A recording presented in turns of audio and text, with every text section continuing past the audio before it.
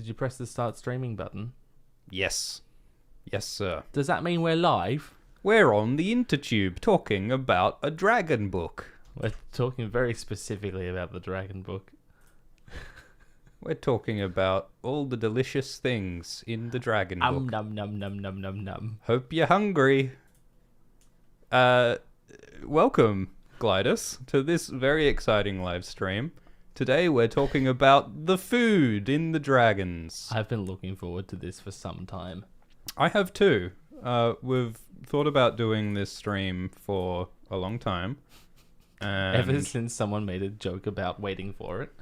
Yeah, I wish we could credit the person who suggested this. Oh, I remember the name. It was Cat Sandwich in my Discord server. Thank you, Cat Sandwich, for making that meme. Cat Sandwich.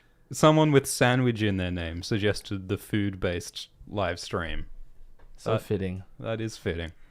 So we're going to go through and we're going to rank all of the lovely descriptions of food. Because all of them. Game of Thrones author George Martin is notorious for interrupting his highbrow fantasy drama with long and lurid descriptions of grease running down chins and cheese and capons and stuffed pheasant. And he's just very hungry, George, when he's writing, I think. So he's constantly describing food. And we're going to tell you, we're going to go through all the different descriptions of food, and we're going to tell you which ones we think are the most delicious. We can actually track what time of the day George wrote each chapter by how many times he mentions food. Yeah. Like, oh, this one was clearly written around lunchtime. Absolutely. The only time, and yeah, whenever he gets through a battle scene or whatever, like, he was well fed to have the energy to power through the, Battle of Blackwater without bringing up roast pheasant even once. Similarly, we can keep track of how horny he is. Anyway, moving on to this. Do you want to start? Yeah, sure. Let's go. Let's start. We're not gonna talk about nothing for 6 minutes before we start? This is pure content and nothing else. Okay, here we go. I'm going to read out the first food description in A Song of Ice and Fire in Edit 1. So Robert Baratheon, King Robert, says to Ned, "The fruits are so ripe, they explode in your mouth. Melons, peaches, fire plums. You've never tasted such sweetness." Sounds pretty good. Would you eat that? I would eat that. Absolutely. You would eat that. Yeah, I think that sounds quite delicious. I'm enjoying the homoerotic undertones in the fruits exploding in your mouth. I think that Robert is expressing his lusty love for life. And I think it's great. Absolutely. He's describing like the bounty of the rich there, is he? I think. And I like how this shows that Robert contrasts to Ned, because Ned's very serious and he doesn't go on about homoerotic fruits quite as much as Robert does. He never really thinks about that stuff. How do you want to rank this one? Is this an A-tier food description? Oh, it sounds like a good snack. Yeah, definitely not pushing S though. We need to leave room for that. Absolutely. Obviously. A sounds fine. What's a fire plum? That's what I was going to ask you. And because I was going to, that means you have to answer. Oh, okay. I think it's what it says on the tin. I think it is literally a plum that has been set on fire, possibly by dragon fire. I didn't know that plums were flammable, but I guess it makes sense. Like one of those flammable cocktails, Yeah, but it's a plum. It's a stone fruit. It sounds like a Targaryen delicacy. Like Targaryens would love to eat flaming fruits. Yeah, actually, they just love fire anything. They love fire cake. Have a fire pie for dessert.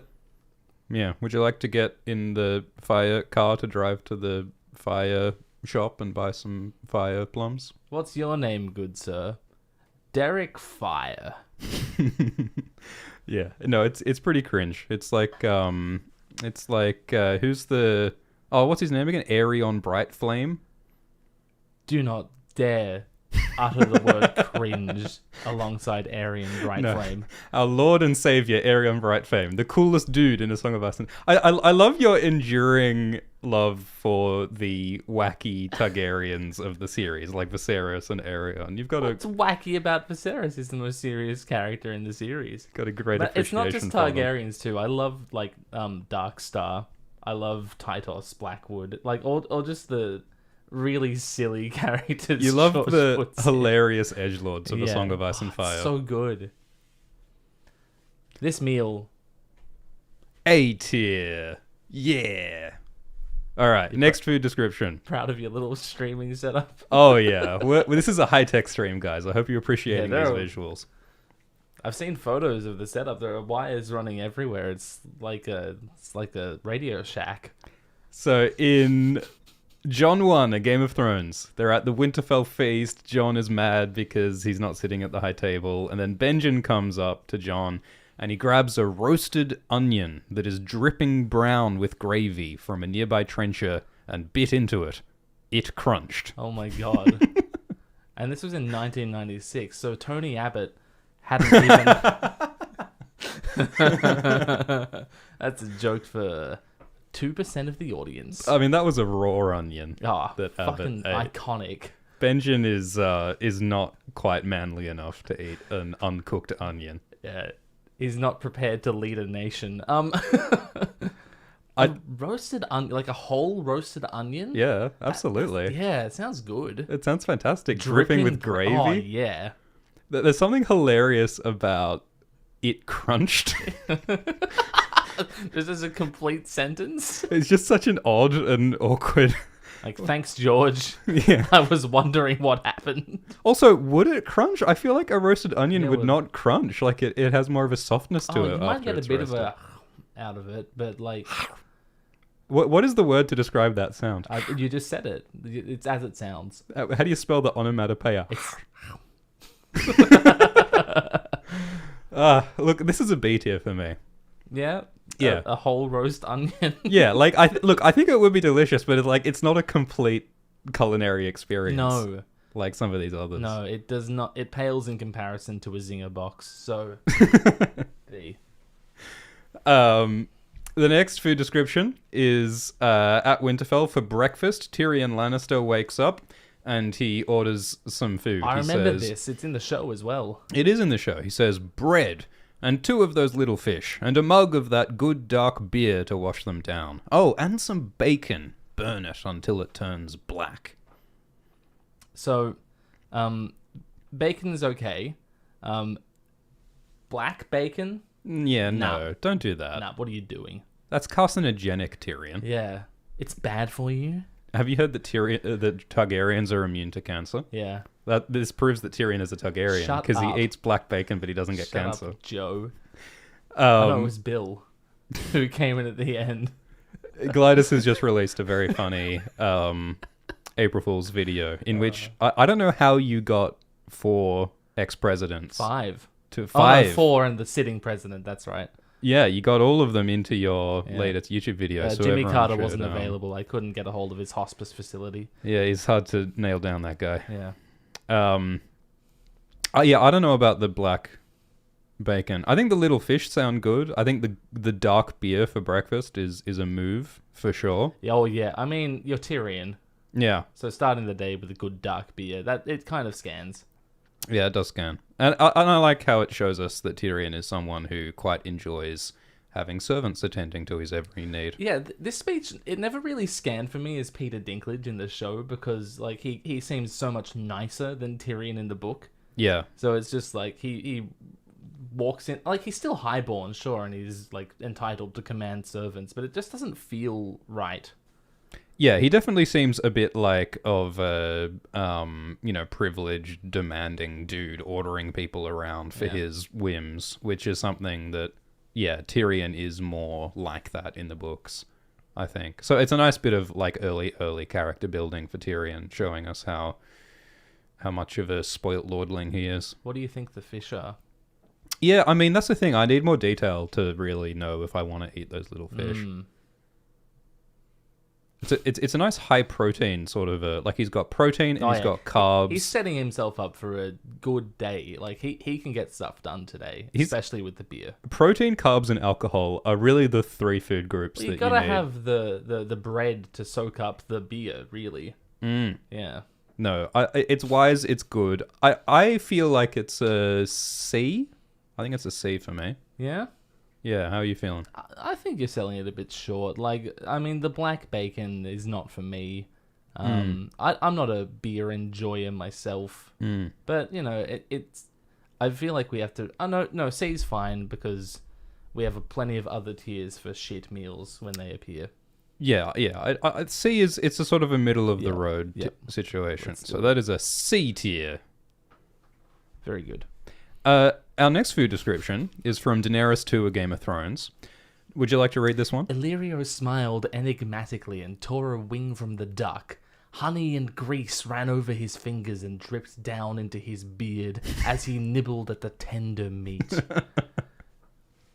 Shall I continue? That is a food description. They gorged themselves on horse flesh, roasted with honey and peppers, drank themselves blind on fermented mare's milk and Illyrio's fine wines, and spat jests at each other across the fires, their voices harsh and alien in Dany's ears. So this is later on, like the Dothraki. Sorry, should we pause and evaluate the first passage? I feel like that first one is separate. Yep. Illyrio with the honey and grace. I love this one. Honey, greasy duck. I love how Illyrio rips a wing off the duck, which is like a sort of a violent action, because Illyrio is sort of a villain. And I love how it's all honey and grease, because Illyrio's a greasy, untrustworthy dude. And honey, that kind of evokes me like sickly sweet. Yeah. You know, Illyrio's gifts a poison, that sort of vibe. Yeah. Yeah, it tells you a lot about the character. And I feel like that's distracting from how delicious that food probably is. Oh, like, yeah. Honeyed, greasy duck? Are you kidding? Yeah. I mean, that's fantastic. Yeah. I would love a honeyed, greasy duck right now. This must be the first appearance of grease dripping down someone's beard. So yeah. So that's George. This is the beginnings of a trope, everyone. Yay! There are many more greasy beards ahead. We can promise you that. I feel like strap yourself in. I feel like this is an A tier food description. Strap your beards in. Yeah, I mean, not only does it sound wonderful to eat, it also communicates something about the scene and the characters involved. Yeah. A tier, nice. A. So then we've got that Dothraki feast. I'll conclude the passage. Food was brought to her, steaming joints of meat and thick black sausages and Dothraki blood pies, and later fruits and sweetgrass stews and delicate pastries from the kitchens of Pentos, but she waved it all away. I think this sounds amazing. It sure is a selection. Like, I love how it combines the Dothraki food with the horse flesh and the mare's milk with the Illyrio's fine wines and delicate pastries. That sort of illustrates how this is this weird sort of culture combination that's going on. Like, this is an alliance between Illyrio, the Pentoshi merchant, and like Drogo, the Dothraki barbarian horse lord. Like, it sort of highlights what strange bedfellows these are, you know? Indeed. Now, I've never had fermented mare's milk. I can't assume I would enjoy it. Yeah, that does sound disgusting. So and it's alcoholic. Yeah. Have you ever had a milk-based, like a fermented milk-based alcoholic drink? Is that a thing that people drink? So lactose can ferment. Yeah, that's what cheese is. It sounds like something that you do when you don't have a better option for getting drunk, is what that sounds like. But I mean, they've also got Illyrio's fine wines. And, you know, I really like how George works horses into every single aspect of Dothraki culture. It literally is the only thing their life is based on. Yeah, it's extremely silly. It's a bit like how in Pokemon, everything is Pokemon based. You don't just go to the shops, you go to the Pokemart, you know, to buy some Poke breakfast with your Poke dollars. It's like, really? Like that's the entire gimmick of this society? In Cerulean City, Ash just sees an aquarium. There's just an aquarium with normal ass fish. Not a Poke aquarium? No, there's not Goldeen and Seeking floating around in there. Really? No, just fish. I've got questions. I've got questions about that. But yeah, the Dothraki, all about their horses. What is a blood pie? A blood pie? What do you think a blood pie is? What does it sound like? Well, yeah, but like, is it meat that they have just soaked in blood? Like, I mean, it can't just be like liquid blood inside pastry, or it would just explode like a water balloon, wouldn't it? How do the Dothraki make pastry? What do they make it out of? Yeah, I don't know how the Dothraki economy works. I don't know how an entirely horse-based economy can produce... Stocks. They've got very large crypto investments. Step 1, buy the dip. Mm. Step 2, to the moon. I don't know. I think that there are elements of this food description that sound gross, like the fermented mare's milk yeah. and probably the blood pies. But, I mean, the sweetgrass stew... The thick black sausages. A lot of it sounds great. Clip that. The fruits and sweetgrass. Yeah, no, that all sounds fine. I feel like it's a B tier food description. I really like the cultural fusion aspect. Like, even if I'm not sold on Dothraki blood pie, I think, like, if it were presented to me in this setting, I'd be like, you know what? Yeah, let's try it. Yeah, I'd give it a red hot go for sure. And then, like, later on in the wedding, I'll be having a tactical vom in the bathroom. Oh, God. Imagine puking up someone else's blood. B. I regret saying that sentence. Our next food How's description... your appetite going, everyone? Yeah, I hope you're hungry, guys. Our next food description is in a Tyrion chapter as he's traveling up to the wall with Jon and Benjen. The squirrel gave some body to the stew, and they ate it with black bread and hard cheese that night around the fire. George isn't really trying to sell this one on to us, is he? Yeah, this is more of a simple, pragmatic meal, because they're traveling and they're no longer, at a cool Someone's called a castle. squirrel, they have bread. Contrasts with all the big feasts. I feel like the black bread might be nice. Yeah? A brioche bun? But the hard cheese and, it's not meant to be delicious. No, it's just food. I mean, the squirrel might be nice, but yeah, all right. Is this like a C tier food Never had description? squirrel stew. C tier? And what was the one that we previously said was C? That was it the bread and the bacon? Yeah, it was Tyrion's breakfast. I think this is worse than Tyrion's breakfast. Oh, are we doing our first D tier food description? I want to leave room though, don't I, for worse things. It can get a lot worse than here's the this, thing, my dude. If I'm traveling to the wall, and what's on the menu is squirrel stew with black bread and hard cheese. Yeah. That's fine. Yeah, C tier. I'm eating it. I can respect that. Yeah. Next food description is in a Catelyn chapter. Bran has been attacked, and then the servant returned with a plate of food fresh from the kitchen. There was much more than she'd asked for. Hot bread, butter and honey, and blackberry preserves, a rasher of bacon and a soft-boiled egg, a wedge of cheese, and a pot of mint tea. I'm jumping straight in. This is an A-tier food description. Yeah. Somehow it's the mint tea that does it for me. I like your note there that you think George was just hungry in this moment. Because it really does contribute nothing to the scene, does it? Yeah, I was trying to think of like what is the meaning or the context of the purpose. Like all those other food descriptions, they told us things about the characters, they told us things about the situation and the politics and the cultures involved. But here it's just George telling us his breakfast. Like this is what he had that day. her son has just been assaulted by an assassin and her hands are mangled. And it's like, and this is the time that George decides to go into a paragraph-long breakfast description. So in that aspect, this is not a good food description. It contributes nothing to the story. However, as a meal, absolutely, let's go. We are rating this primarily based on whether we want to eat it. So this is an A tier theory. Hell yeah, for sure. I want to eat that. All right, our next food description is a Daenerys chapter. Her supper was a simple meal of fruit and cheese and fry bread, with a jug of honeyed wine to wash it down. Sounds perfectly fine. Putting honey in wine seems so unnecessary to me. It kind of makes me think of mulled wine, but I think George talks about mulled wine later on anyway. Yeah. So it's a separate thing. Honeyed wine. Hadn't really thought about it. I just sort of accepted it.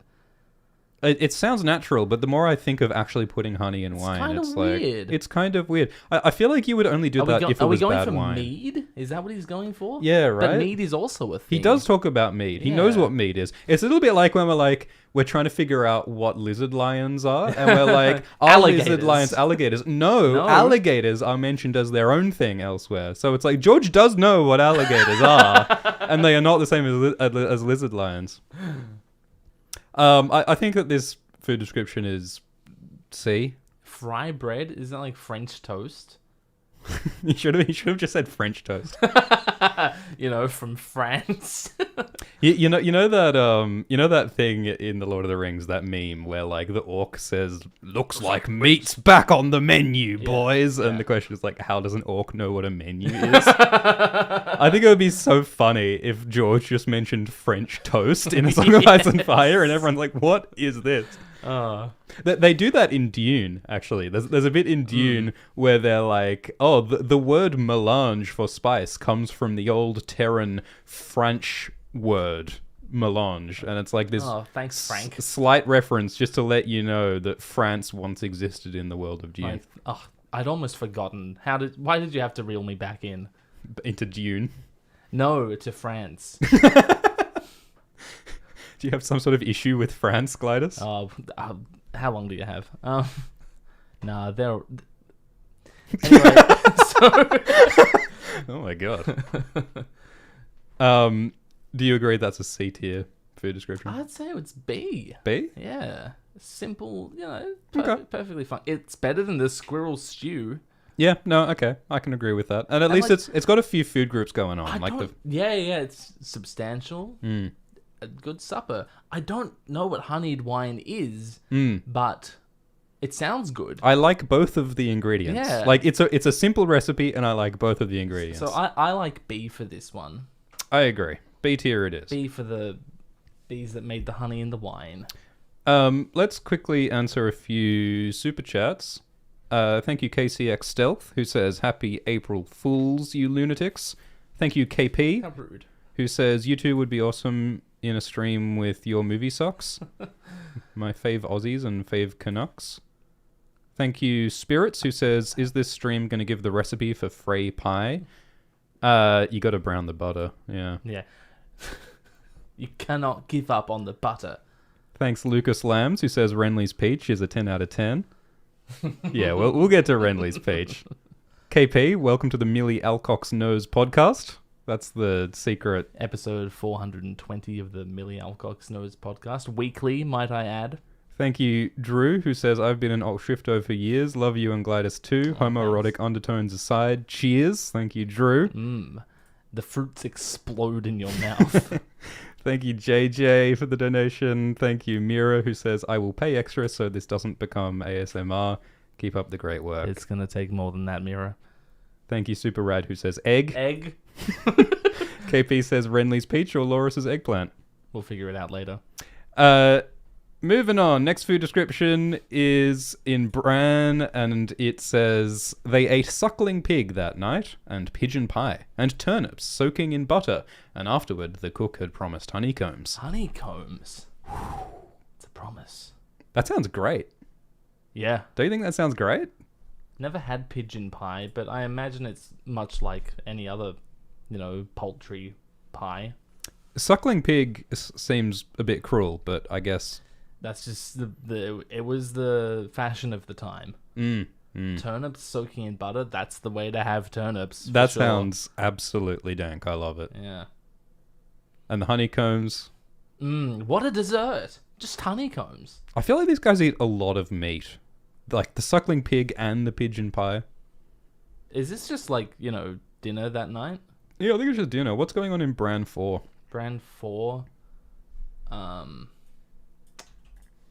So Bran 2 is when he gets pushed out the window.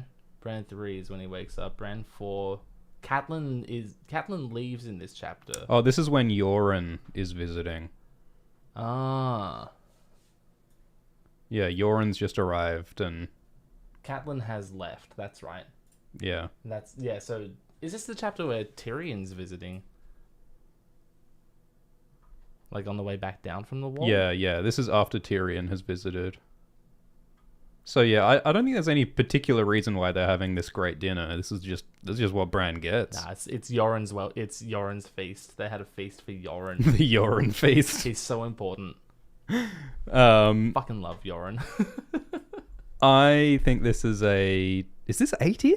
I'd be perfectly happy with calling this an A tier food. Yeah, I think this looks quite scrumptious. This is an A food. A for scrumptious. The next food description is Catelyn. She's at the inn of the crossroads. He laid trenches of bread before them and filled them with chunks of browned meat off a skewer, dripping with hot juice. Another skewer held tiny onions, fire peppers, and fat mushrooms. Oh, man. That is at least an A. Yeah. Like, that sounds great. Like, if I'm drunk on a Saturday night and Ugh. someone puts that in front of me, holy shit. I mean, this is basically like a 2 a.m. kebab. Yes. Is what this is. And this is the meal that gives Catelyn the energy she needs to falsely arrest Tyrion. So it was clearly a powerful meal. Yeah. Filled her with the vigor necessary to accuse him of trying to kill her son. And of course, you know, the inn at the crossroads is such an iconic place that gets revisited later in the series. It's because of this kebab. Do you think the War of Five Kings would have happened if it weren't for this kebab? Yeah. I think without it, Catelyn wouldn't much have like arrested Tyrion. the sandwich that began World War One. I don't think it was necessary. I think it would have happened without this particular kebab. But man, that sounds good. That makes me think that kebab should have mushrooms in. Yeah, why don't kebabs have mushrooms? That sounds great. I love that the onions are tiny and the mushrooms are fat. Big fat mushrooms. Like, George has really put some love into this food description. This was definitely a pre-lunch food description. I think this is an S tier food description. I'd I'm be just gonna happy say with that, man. Yeah. Our first S tier. Bam. I love it. Great work, George. The S stands for So this is a long one. Yeah, this is a big one. This is where is this? This is like on the way to King's Landing, or is this at King's Landing? Catelyn's at the inn, so she's already left King's Landing, which means that Sansa's in King's Landing. Yeah, all right, yeah. So they've arrived at King's Landing, and yeah, this is the tourney of the hand. This is a feast at the tourney of the hand. Man. And Sansa is finally experiencing the wonders and the glories of King's Landing in all its splendor for the first time. Do you want to read this food description? 6 monstrous, huge oryx had been roasting for hours, turning slowly on wooden spits while kitchen boys basted them with butter and herbs until the meat crackled and spit. Tables and benches had been raised outside the pavilions, piled high with sweetgrass and strawberries and fresh-baked bread. A thick soup of barley and venison, salads of sweetgrass and spinach and plums sprinkled with crushed nuts, snails in honey and garlic. Sansa had never eaten snails before. Joffrey showed her how to get the snail out of the shell and fed her the first sweet morsel himself. Then came trout, fresh from the river, baked in clay. Her prince helped her crack open the hard casing to expose the flaky white flesh within. And when the meat course was brought out, he served her himself, slicing a queen's portion from the joint, smiling as he laid it on her plate. She could see from the way he moved that his right arm was still troubling him, yet he uttered not a word of complaint. Later came sweetbreads and pigeon pie and baked apples, fragrant with cinnamon and lemon cakes frosted in sugar. But by then Sansa was so stuffed that she could not manage more than 2 little lemon cakes, as much as she loved them. My goodness. Oh, George. George, go. Have a snack, man.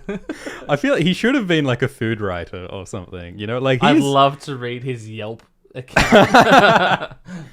George is having as much fun with this as he does with any other part of the books. It does sound amazing, doesn't it? Yeah, it does. Like, there's just so much going on. The 6 huge aurochs crackling and spitting. An auroch is a cow, isn't it? I thought it was like a staggy sort of a thing, but yeah, no. Now that you say it, I think you're right. I think It's a it's big an cow. ox. Yeah, it's a big cow ox type situation, like a big hairy one, like a yak almost. Isn't Fuck. aurochs like a yak? That's so much meat. I guess it's for an entire tournament. Yeah, it's a big tournament Yeah. feast. It's a massive feast for the city. Well, all the highborn in the city, I guess. A lot of emphasis on the snails in honey and garlic. Well, it's pretty. She'd never eaten them before. It's a unique experience for Sansa. Which this whole thing is. She's never been to a southern tourney before. She's never had a prince serve her. Yeah. Yeah, and I like how we feel that this is like an overwhelming experience for Sansa. Like this is like sensory overload. And it's like everything she wanted when she was like, dreaming of the wonders of the South. Are you happy now, Sansa? Yeah, is this what you wanted, Sansa? Yeah. Sweetbreads and pigeon pie and baked apples with cinnamon. Is this like A or S, do you think? I feel like it's A, not S, because Joffrey's in it. Like, I wouldn't enjoy my meal as much. Joffrey's not on the menu. How much better would it be you know what, if earlier, Sansa ate Joffrey? Ooh. He'd be really gamey. Earlier on, we did factor the context of the meal into ranking. So I think you're right in saying that Joffrey might make it a less pleasurable experience. Yeah. This is Joffrey feeding Sansa a snail. I mean, that part is not a pleasant part of this food description, I don't like is it? picturing that. No. Because I think there's a slight, like, sexual undertone there as well with, it's like, when the man feeds the woman the strawberry representing the penis in Tess of the D'Urbervilles or whatever. Sure, mate. It's, like, this is Joffrey feeding his disgusting, slimy sexuality to Sansa, symbolically, It's gross. It's icky. That is gross. It's still a pretty lavish description. I still think it's like A tier.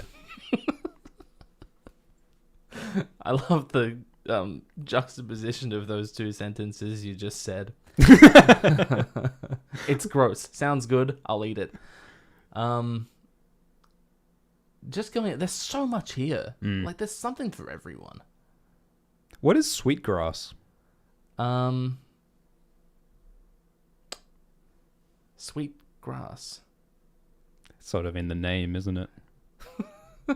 Well, what kind of grass would you put in a salad?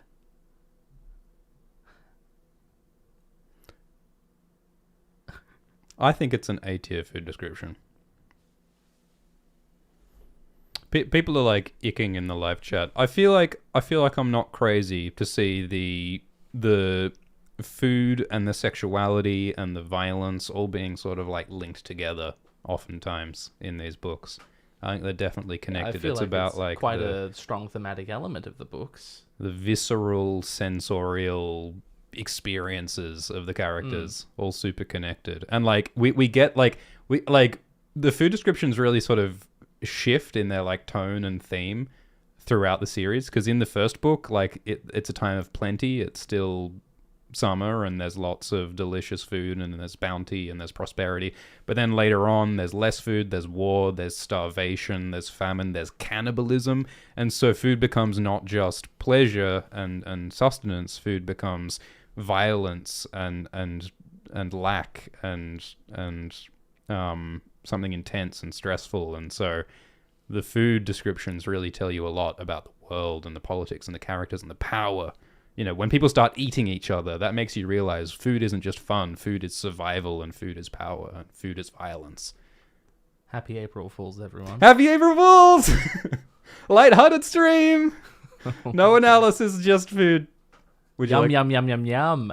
They broke their... So this is edit 7. Where are we here? So Ned's having... What is this? Breakfast. Ned's having breakfast.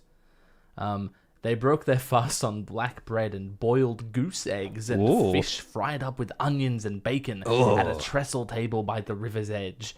The king's melancholy melted away with the morning mist, and before long Robert was eating an orange and waxing fond about a morning at the Eyrie when they had been boys. And then Robert goes on to describe a food fight that happened at the Eyrie when they were throwing oranges at each other. Massive.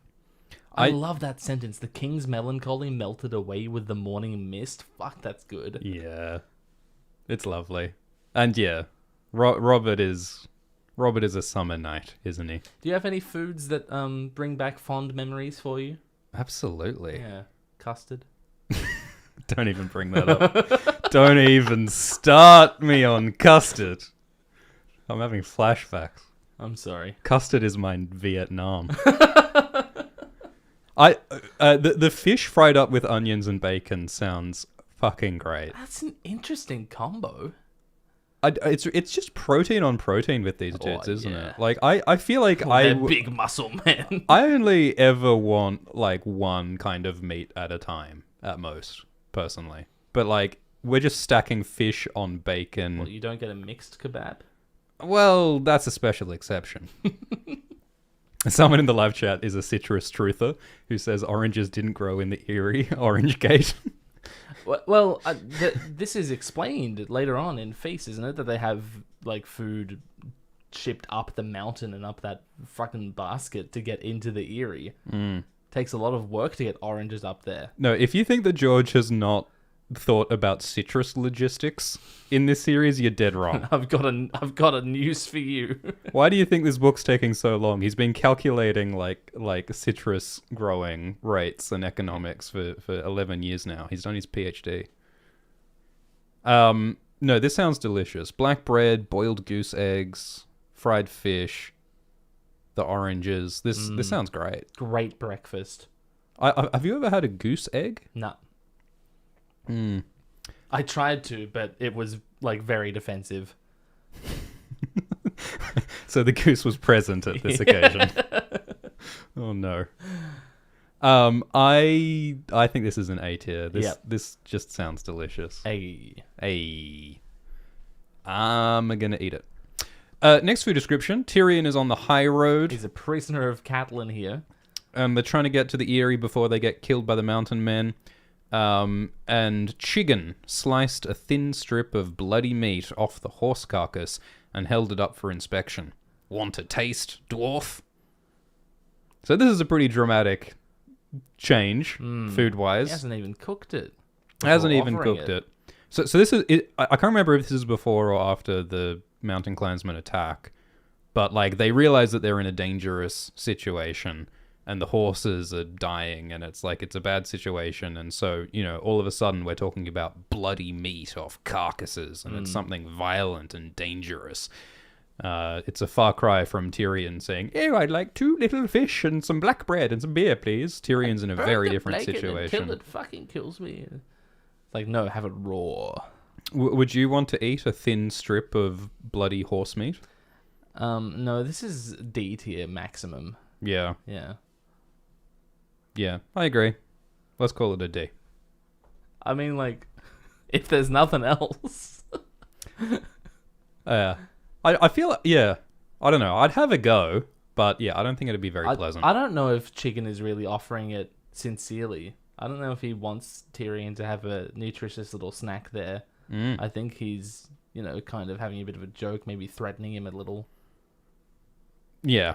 So I don't like that. Yeah, he's being confrontational to Tyrion. He's saying, "Oh, you little bloody lordling, this is what life is like for tough blokes like me." Yeah. That's what Chigan's saying. Here in the bush. I also think it should be noted that Chigan, the name Chigan sounds like chicken. It sure does. Keen observation. Look, this is the food stream. That's right. Our next food description is a Catelyn chapter, and they're going up the Eyrie. And Catelyn gets a meal on the way up to the Eyrie. Would you like to read it, Glidus? I'd love to. Inside, the portly knight who commanded the Way Castle greeted Maya by name and offered them skewers of charred meat and onions still hot from the spit. Catelyn had not realized how hungry she was. She ate standing in the yard as stable hands moved their saddles to fresh mules. The hot juices ran down her chin and dripped onto her cloak, but she was too famished to care. Fucking hell.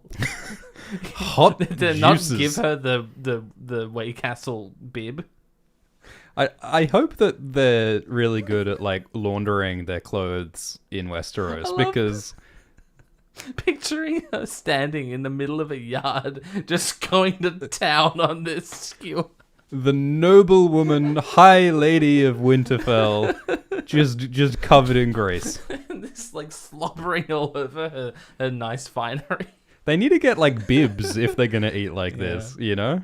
She's just about to have an important diplomatic meeting with the Lady of the Eyrie, and she's covered in her breakfast. And My the God. stable hands are trying to ignore her.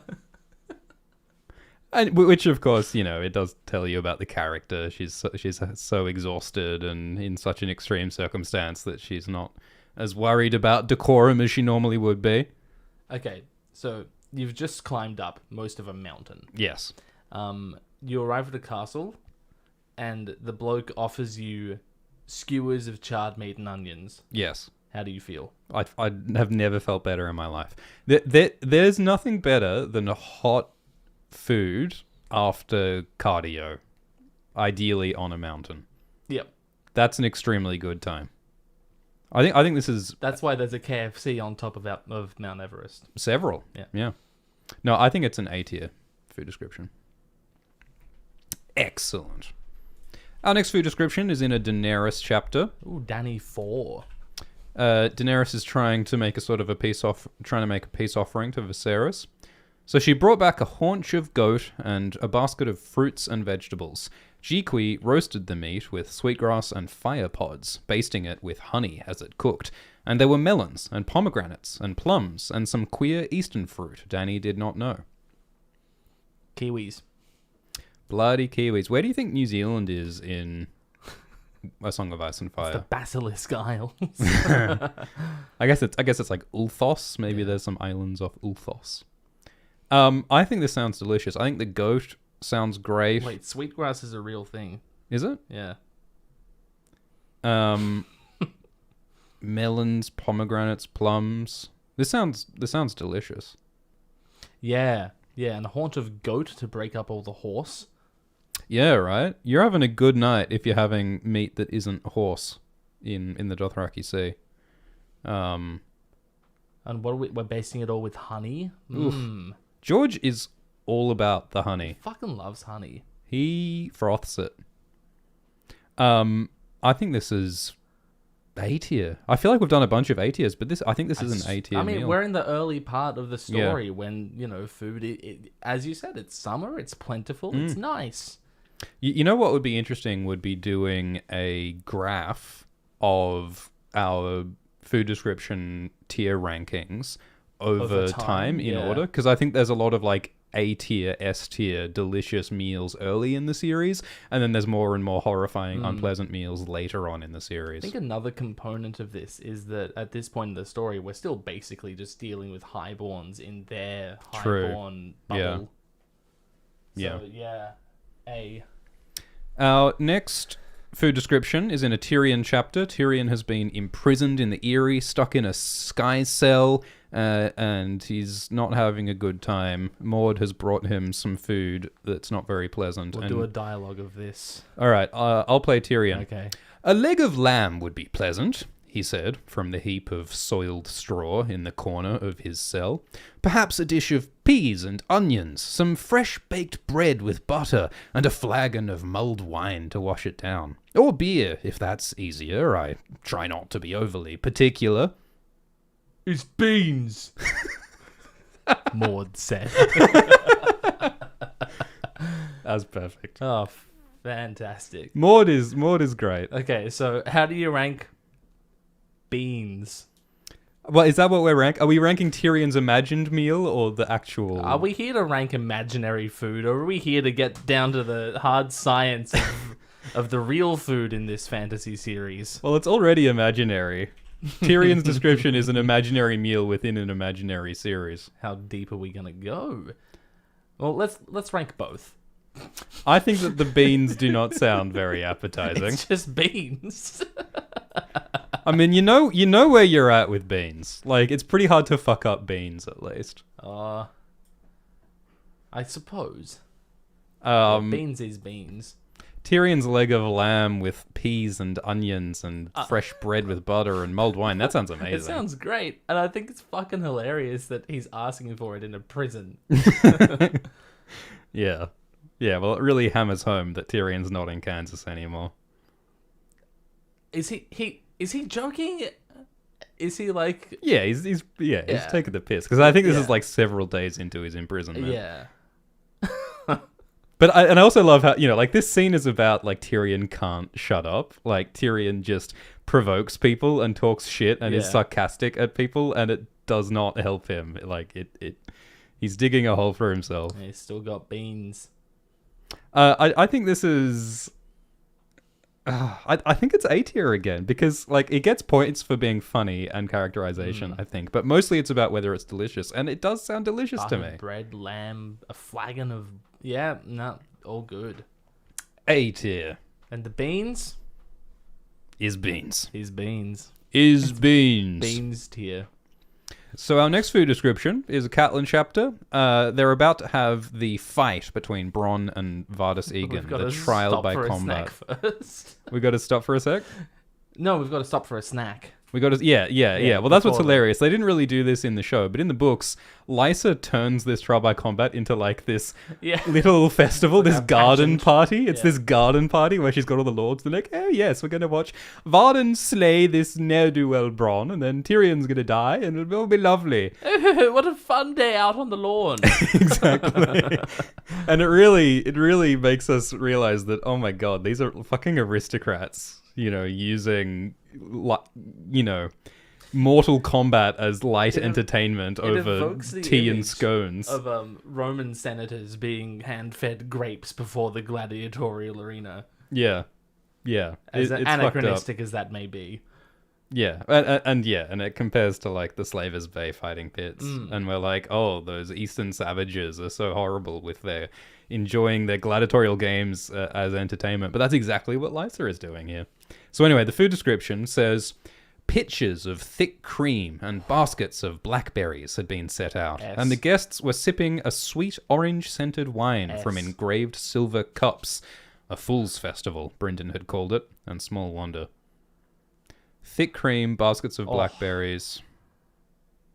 Yeah. Orange-scented wine. That pairs well. Yeah. Have they put orange juice in the wine? What have they done to the wine to make it orange-scented? Maybe they stored it in barrels that had orange zest in them previously. I'm just suspicious of it. Like, I don't know about putting orange in wine. That just reminds me of, like, chocolate orange. It's just sort of a, like, strange combination of flavors that I don't exactly trust. Yeah. But the cream and blackberry sounds good. Oh, yeah. Personally, I'm feeling a B on this. Yeah, I kind of overreacted to the cream and blackberries because, like, that's, I mean, any time, go for it. But it's not that mind-breaking. Yeah, I don't know. The sweet orange-scented wine, it just sounds like cordial to me. Like, it just sounds like something that might be like... bottle of Cotties? Yeah, like, it just feels like something that they've just ruined the wine by putting orange syrup in it, is what I'm concerned about. This really is like a birthday party. Or a death day party for Vardis. Yeah. He thinks it's Bronn's death day party. I'm calling it B. B for baskets. Our next food description is after Jon and his mates have graduated in the Night's Watch and they're becoming full brothers of the Watch. Would you like to read the description? The 8 soon-to-be brothers feasted on rack of lamb baked in a crust of garlic and herbs, garnished with sprigs of mint and surrounded by mashed yellow turnips swimming in butter. From the Lord Commander's own table, Bowen Marsh told them. There were salads of spinach and chickpeas and turnip greens, and afterward bowls of iced blueberries and sweet cream. Do they know that this is the best thing they're going to eat for years? Yeah. I think they do. Because they start running out of food at the Night's Watch in the later books, and Jon's got to like buy food from Bravos, and starvation looms, and so this is such a wonderful moment of actual good food before it all turns to shit. They literally have ice cream. Yeah, holy crap. Just blueberry ice cream. I feel like all we ever saw the Night's Watch eat in the TV show was like gruel, but like there are like several really delicious food descriptions at the Watch in the books. The mashed yellow turnips swimming in butter. The That lamb, sounds fucking delicious. the lamb in a crust of garlic and herbs. And the chickpeas. Where do they get chickpeas? Are chickpeas like an old world food or a new world food? Where did chickpeas come from? I'm sure they're old world, because aren't they like very popular in Middle Eastern cuisines? Yeah, I wonder where the Night's Watch gets chickpeas, because I don't imagine chickpeas grow in the north, do they? Because I think there is a distinction where like some of the like new world foods, like tomatoes or something, are there no tomatoes in Westeros? Is that correct? There are potatoes in the show. Yeah. Which was a cause for agitation from some. I don't think it really matters where these vegetables come from in the real world. George is allowed to say, no, they just are here also. He can make stuff up, I think. Maybe what Westeros calls potatoes are actually just ugly turnips. Could be. I think this sounds delicious. Yeah, it sounds great. Would we go so far as to say S tier? Look, I mean, they have ice cream for dessert. Let's say you're a medieval peasant, and like, because you stole a loaf of bread or whatever, you've been sent to the Night's Watch, and now you're graduating, you're becoming a brother. Sure, they're making you a steward, but, you know, you don't have to go out into the, cold north. And, as celebration, you're eating ice cream. Yeah, this sounds like the best meal that most of these recruits would have ever had in their life. Yeah. Because you got to remember, like, this is from the perspective of Jon, who has been around a highborn castle life for its entire existence. Yeah. But most of the people here are just, like, average Grens. Yeah. If they have, like, half a week-old pigeon, they've had a pretty good dinner. Half a week? Nice. I think it's S tier. Smash it. Nice. Love it. Our next food description. Tyrion is coming back from the Eyrie. He's been freed by Lysa, but Lysa is expecting him to die and be killed by the mountain clansmen. So he's traveling the high road with Bronn. He leaned over the fire and sawed a thin slice of meat from the kid, the goat. Ah, he sighed happily as he chewed. Grease ran down his chin. A bit tougher than I'd like, and in want of spicing, but I'll not complain too loudly. If I were back at the Eyrie, I'd be dancing on a precipice in hopes of a boiled bean. And later, Bronn yanked out his dirk and pulled the meat from the fire. He began to carve thick chunks of charred meat off the bone as Tyrion hollowed out 2 heels of stale bread to serve as trenches. Using a dirk as a kitchen utensil. Does he use the dirk gently? Wow. Someone in the audience enjoyed that. It was me. Hey. I think this sounds yum. It does sound yum. But I mean, Tyrion does note that it's tough and in want of spicing. Well, Tyrion's got ridiculous standards. That's true. For Bronn, this is probably a good meal. Perfectly fine meal. Yeah. I want to, like, focus on the usage of the word kid, which of course does just mean young goat. But, George chose to use that word, surely. When he could have said goat. So I don't know. Do you think that this is another... I don't know. The rest of the passage doesn't come off as too violent. Yeah. Aside from, using an actual weapon as a stabbing knife as a eaten knife. So you're saying there's a little bit of, like, subtextual violence and danger, as though they're carving up a child to eat. And again, we've got grease running down the chin, which for me evokes savagery. Absolutely, yeah. Yeah, because they're about to have a visit from Shagga, son of Dolph, who's about to threaten to kill them. So yeah, I think there's a little bit of violence there. Grease would run down his chin for sure. I also really enjoy the line, "I'd be dancing on a precipice in hopes of a boiled bean." Like, that's a great line. Did Maud not boil the beans? Unboiled beans, you It's monster, like a Maud. raw bean. Have you no standards, Maud? I think this is C booze. tier. Yeah. I'm on the road. Like they're eating out of stale bread Killed as it. plates. Yeah. It's alright. All right, the next one is a fun one. Yeah, like the squirrel stew, I would not pass it up. Oh, Yeah. fucking hell, you put this in? This is a food description. So in this chapter, we're undergoing a special ceremony where Daenerys is going to eat a horse heart. Would you like to read it, Glidus? I would love to eat this. Everyone take a big hunk of your current meal before we begin. The wild stallion's heart was all muscle, and Dany had to worry it with her teeth and chew each mouthful a long time. No steel was permitted within the sacred confines of Vaes Dothrak, beneath the shadow of the Mother of Mountains.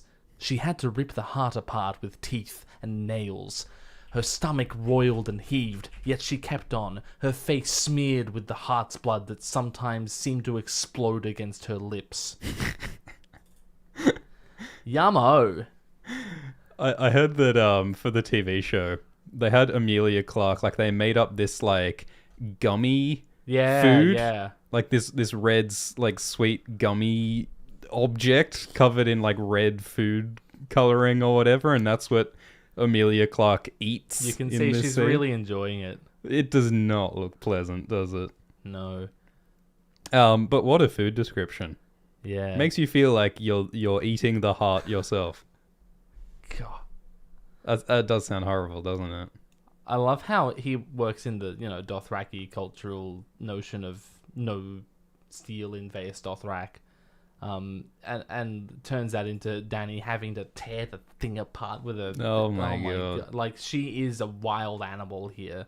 And she accomplishes it, which is Yeah. like, this is not just Dothraki barbarity. This is something that Daenerys truly, like, she has the energy and the power within her to Yeah. do this savage thing, which I think connects to Daenerys' whole thing of, like, she is the fiery, violent Targaryen, and she's wrestling with this desire to be peaceful and stuff, which, at the end of Dance, she turns towards her true fiery, violent identity, and this is a glimpse of that fiery power, that violence that is inside Daenerys. I love in the show here the shot of Drogo looking on and, like, intently approving of what she's doing here. Like, he's never been more impressed with someone.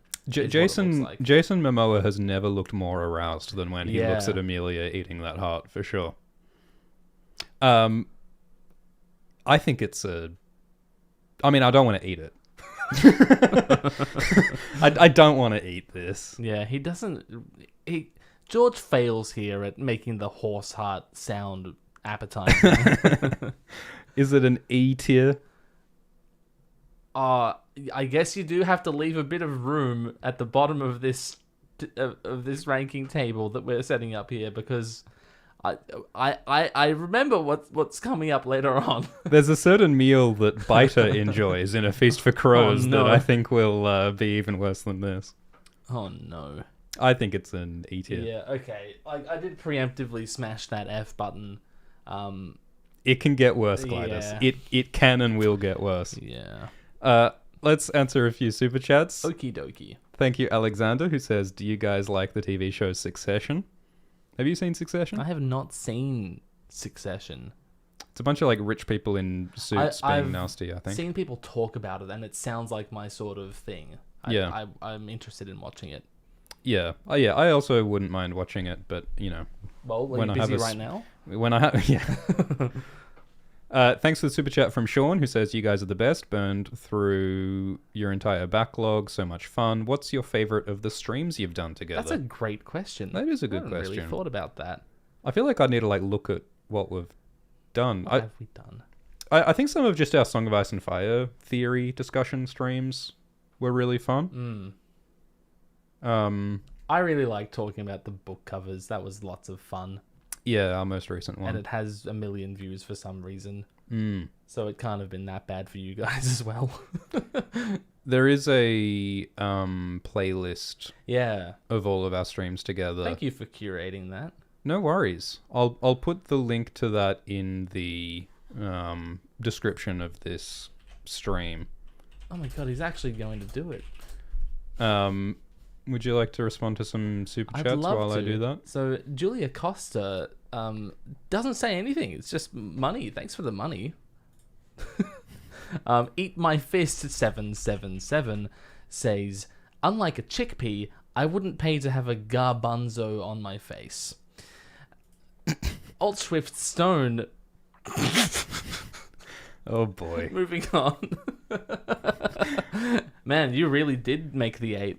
Yeah, look, the child support costs are getting unreal. That's why we have to do these streams. Yeah, this is the child support live stream. Every super chat goes towards paying my bastard son Ultra Stone through college.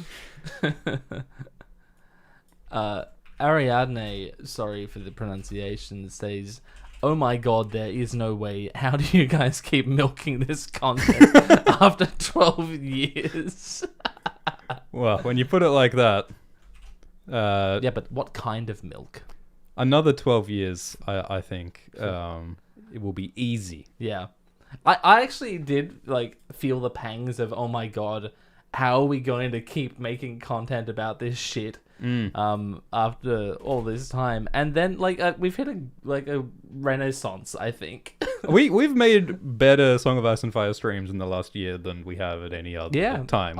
It only took us 12 years to hit our stride, but we have hit it, you know?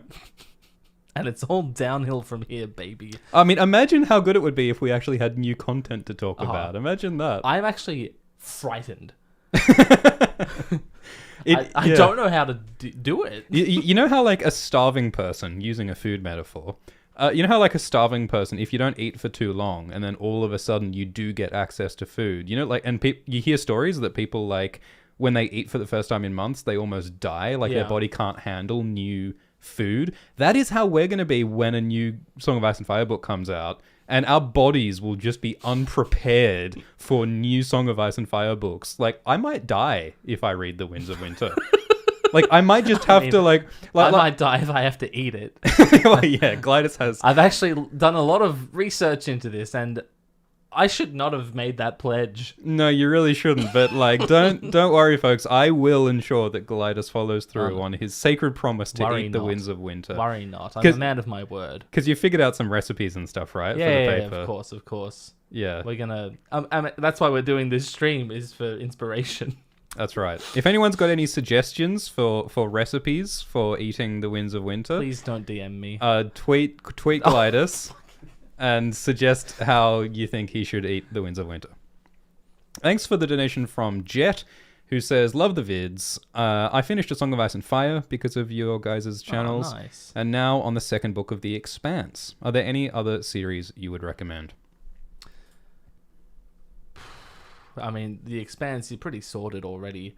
Yeah, you've got some reading material for a while there. Read Dune. Yeah, read Dune. Very good. I love His Dark Materials, which is more of a young adult fantasy series, and it's about don't knock the young adult stuff. I love the young adult stuff. Yeah. Oh, well, yes. I mean, speaking of young adult, the Old Kingdom series by Garth Nix, Sabriel Lyriel Leborson. It's about this necromancer woman who has these magic bells that allow her to access the underworld, and there's a talking dog, and it's in terms of dark, strange, creative, occult, weird fantasy YA fiction, I recommend. You had Sabriel the Lyriel. talking dog. Yeah, he's called the Disreputable Dog. Awesome. Discworld as well. Read Discworld. Yeah, do that. There's so much great fun fantasy. Thanks for the super chat from Joseph and from Skadget Boy, who says, how will John's resurrection affect George R.R. Martin's ability to write him eating food?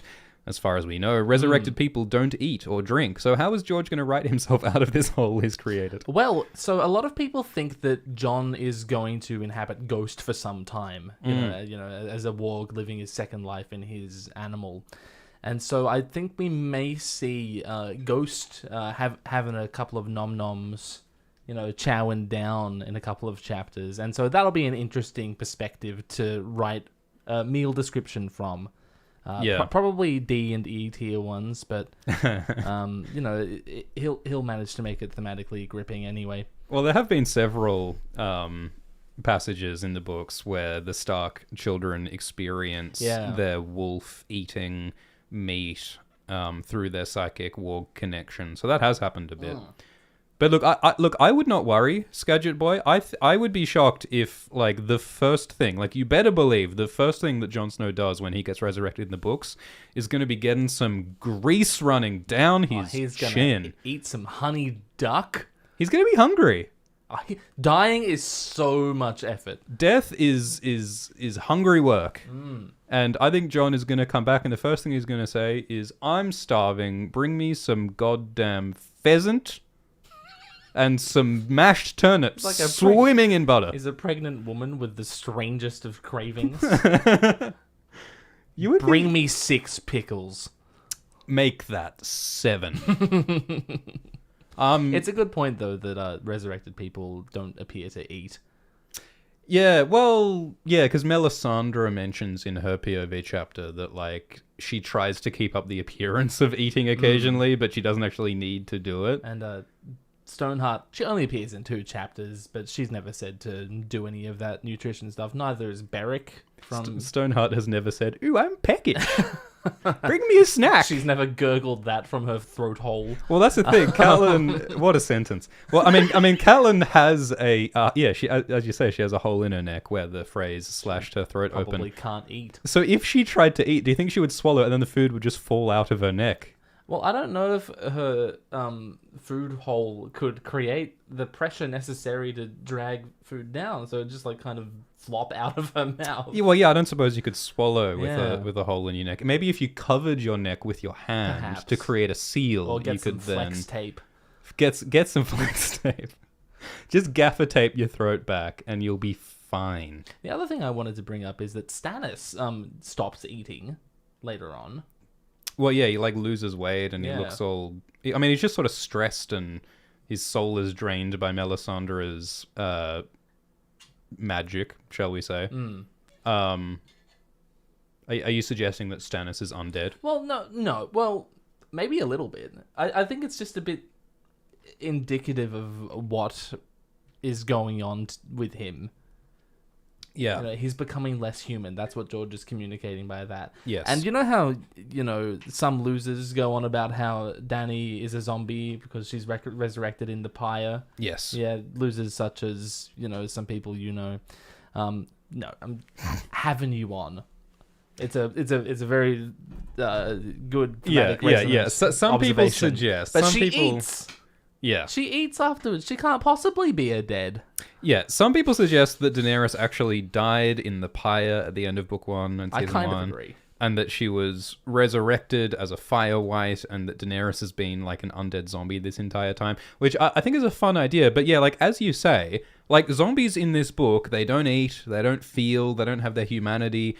Daenerys has all those things. Daenerys eats, Daenerys has sex, Daenerys has like all the same feelings and memories. Like Daenerys does not like really change her personality afterwards. So like I mean sure, you can say maybe she's a undead Firewhite, but like in every way that matters, Daenerys is still very much alive, living, breathing, eating, fucking. She's not a zombie in any meaningful way, I think, personally. But the concept of rebirth in death through that pyre definitely is an aspect of her story. Yeah, that certainly is like a symbolic rebirth, at least. I even years ago laid out a mechanical framework for how she could have died and been resurrected by Mirri Maz Duur, but let's not get into that right at this moment. Let's do a food description. So we got halfway through that Dany chapter. Yeah, so after Daenerys eats the horse heart, half-clothed women spun and danced on the low tables amid joints of meat and platters piled high with plums and dates and pomegranates. Many of the men were drunk on clotted mare's milk. Ew. Yeah, George... Oh, why did he have to say it was clotted? Right? Oh, no. It was bad enough when George was describing fermented mare's milk, but now it's clotted. Oh... mare's milk, which just sounds disgusting, Wait, doesn't hang on. it? I just want you to picture this. All of these guys are drunk. There are women dancing on the table with the food on. So they're trying to reach for a plum. And they're swiping at these poor ladies' ankles. because they're drunk. That doesn't sound ideal. Yeah, you know what? This sounds like a really chaotic environment. I don't think I would like have the wherewithal to enjoy food at this time. There's no way HR would sign off on this. This is an occupational health and safety lawsuit waiting to happen. I hope the Dothraki are well unionized. Oh, I hope so. A Dothraki lawyer does not fuck around. A Dothraki court case with at least 4 deaths is considered a dull affair. There we go. We got there. I think the plums and dates and pomegranates sound pretty good. Yeah, sure. But I agree. Like I don't think it's the ideal dining experience. Like I feel like there's a lot going on. You know, it's a bit much for cabaret. It is. I'd give it a C. Yep. Yeah. Our next food description is brief. John and Sam are at Castle Black. John is breaking his fast on apple cakes and blood sausage when Samwell Tarly plopped himself down on the bench. It's an interesting taste combination. Apple cakes and blood sausage. Is he like is he double barreling, blood sausage in one hand, apple cake in the other, and he's just like one bite after the other? If you cut the apple cake in half and then put the blood sausage inside it, you could make like a sausage sandwich that I think would be a spectacular sweet and savory I feel like experience. John would have done that had he smoked a shit ton of weed the previous hour. Well, George doesn't say that he didn't. True, you can't disprove it. There's no proof that John is not high off his tits in this chapter, so I think we have to assume that he is. Yeah, because, he's eating apple cakes and blood sausage at the same time. It's the only plausible explanation. Three Finger Hob is just standing there with his arms crossed, just going, "What are you doing, John?" I think that's a B. Yeah, it sounds fine. Yeah, nothing wrong with that. Our next food description is a Sansa chapter. They were fed hard cheese and fresh baked bread and milk to break their fast, roast chicken and greens at midday, and a late supper of beef and barley stew, but the servants who brought the meals would not answer Sansa's questions. Huh. Is this when Sansa's imprisoned because like the purge is going on in King's Landing? That's Sansa 4. How many Sansa chapters are there? I don't think there's all that many. Yeah. There's 6 Sansa chapters in AGOT. Really? Yeah. Yeah, they're in the tower room at Meg. Oh wait, no. They came for Sansa. Yeah, no, this is during the purge. Yeah, sure. yeah. So I think it's low-key hilarious that like Sansa's household is being slaughtered, and she's stressed and scared, and what she's focusing on is breakfast. Yeah, she takes the time to note. Like that probably says more about George than about Sansa. Like it's just funny that George is focusing on the food right now. But I guess the other angle is that like Sansa has nothing else that she can focus on because she's imprisoned and there's nothing she can do. Also kind of communicates that she's still being treated like a guest of the keep. Yeah. They don't want her to be freaking out, even though obviously she will be freaking out. Yeah, well, it shows like the privilege of the highborn that like even a hostage under house arrest is given roast chicken and greens at midday. But they are also buttering Sansa up literally Yeah. because Cersei wants to get Sansa to write that letter to the Starks. I think it's a B. Like if this was what I was given every day while I'm being held hostage and my dad's in prison and I don't know what happened to the rest of my family and everyone I know is being killed, yeah, beat it. Is that not what you were fed when you were held hostage and your dad was in prison and you didn't know if your family was being killed? No, it was lamb, not chicken.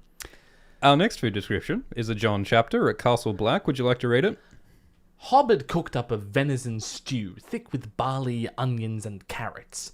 When he spooned an extra portion onto John's plate and gave him the crusty heel of the bread, he knew what it meant. Delicious, but ominous. Sorry your dad's been imprisoned, kid. Have some extra slop. I think this sounds pretty great. Venison stew. Barley, onions, and carrots. This sounds like That's a decent stew. hearty as fuck. Yeah. A.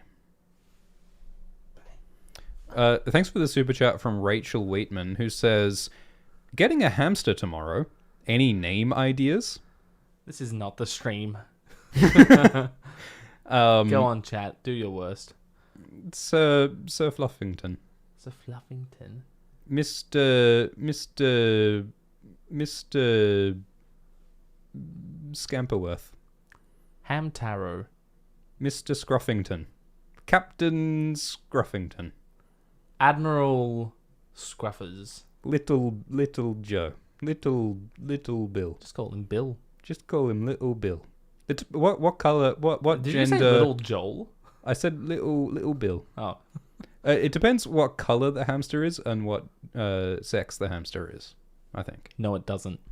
Has No, it nothing doesn't. to do with that. It has nothing Actually, to do with ask the hamster what its name is. it. All right, here's what you should. All right, you should get a bunch of carrot peelings, and with a Sharpie, you should write several different name options on the carrot Have it peels, choose. and whichever peel name the hamster chooses to eat, that is your hamster's name.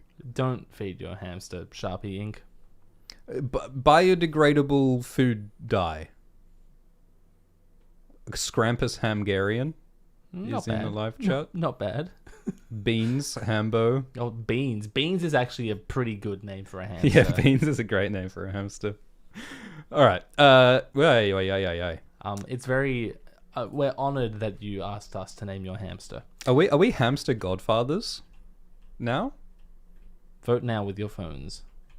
Our next food description: Daenerys goes to the Western Market in Vase Dothrak, and she feels that the Western Market smelled of home That's because so there's interesting.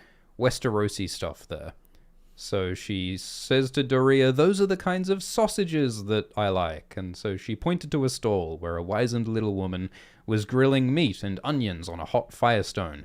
They make them with lots of garlic and hot peppers. Delighted with her discovery, Dany insisted the others join her for a sausage. Her handmaids wolfed theirs down, giggling and grinning, though the men of her caste sniffed at the grilled meat suspiciously. "They taste different than I remember," Dany said, after her first few bites. "In Pentos, I make them with pork," the old woman said. "But all my pigs died on the Dothraki Sea. These are made of horse meat, Khaleesi, but I spice them the same." Oh, Dany felt disappointed. But Quaro liked his sausage so well he decided to have another one, and Rakaro had to outdo him and eat 3 more, belching loudly. Dany giggled. Teehee. "You have not laughed since your brother, the Khal Regat, was crowned by Drogo," said Eerie. "It is good to see, Khaleesi." Dany smiled shyly. It was sweet to laugh. She felt half a girl again. Wow. That's nice, isn't That's it? a lot. A lot going on there. The food is nostalgia and happiness and comfort. It is interesting to me that it smells of home to Dany. I think a big theme of Dany's story is, what exactly home is constituted by. Yeah. Like when she says that, what does she mean? She goes on to say that she thinks they're Westerosi. Hang on, what you said that? Well, yeah. Yeah, because the Western Market has Westerosi stuff, but of course, Yeah, that's right. Daenerys hasn't been to Westeros. Yeah, she was supposedly born on Dragonstone, but then immediately shipped away to Essos. Yeah.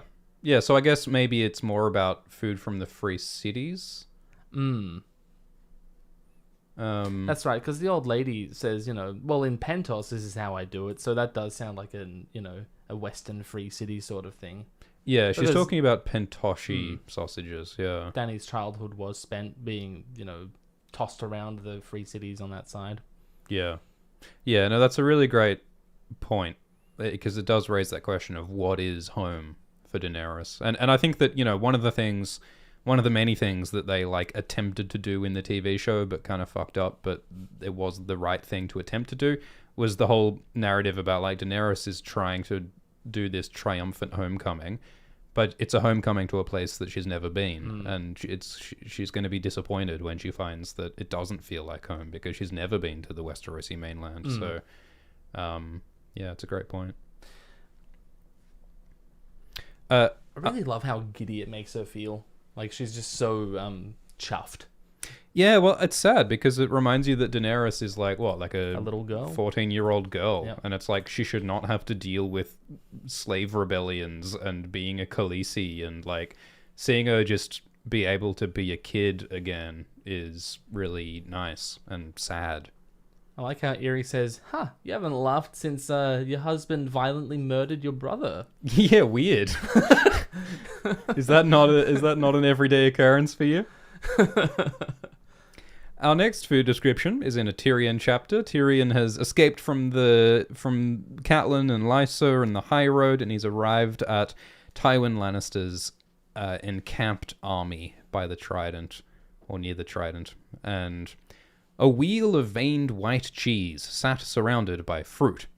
First, though, I have some promises of my own to keep, he said, as he sliced off a wedge. I shall require 3,000 helms, and as many hauberks, plus swords, pikes, steel spearheads, maces, battle-axes, gauntlets, gorgets, greaves, breastplates, wagons to carry all this. The door behind him opened with a crash, so violently that Tyrion almost dropped his cheese. Almost. He didn't actually. Almost, because this man has priorities. Yeah. And holding his cheese is a top I imagine priority. Picturing him fumbling the cheese around. Yeah, like drop, he's- whoop, whoop, whoop, whoop, Yeah. whoop.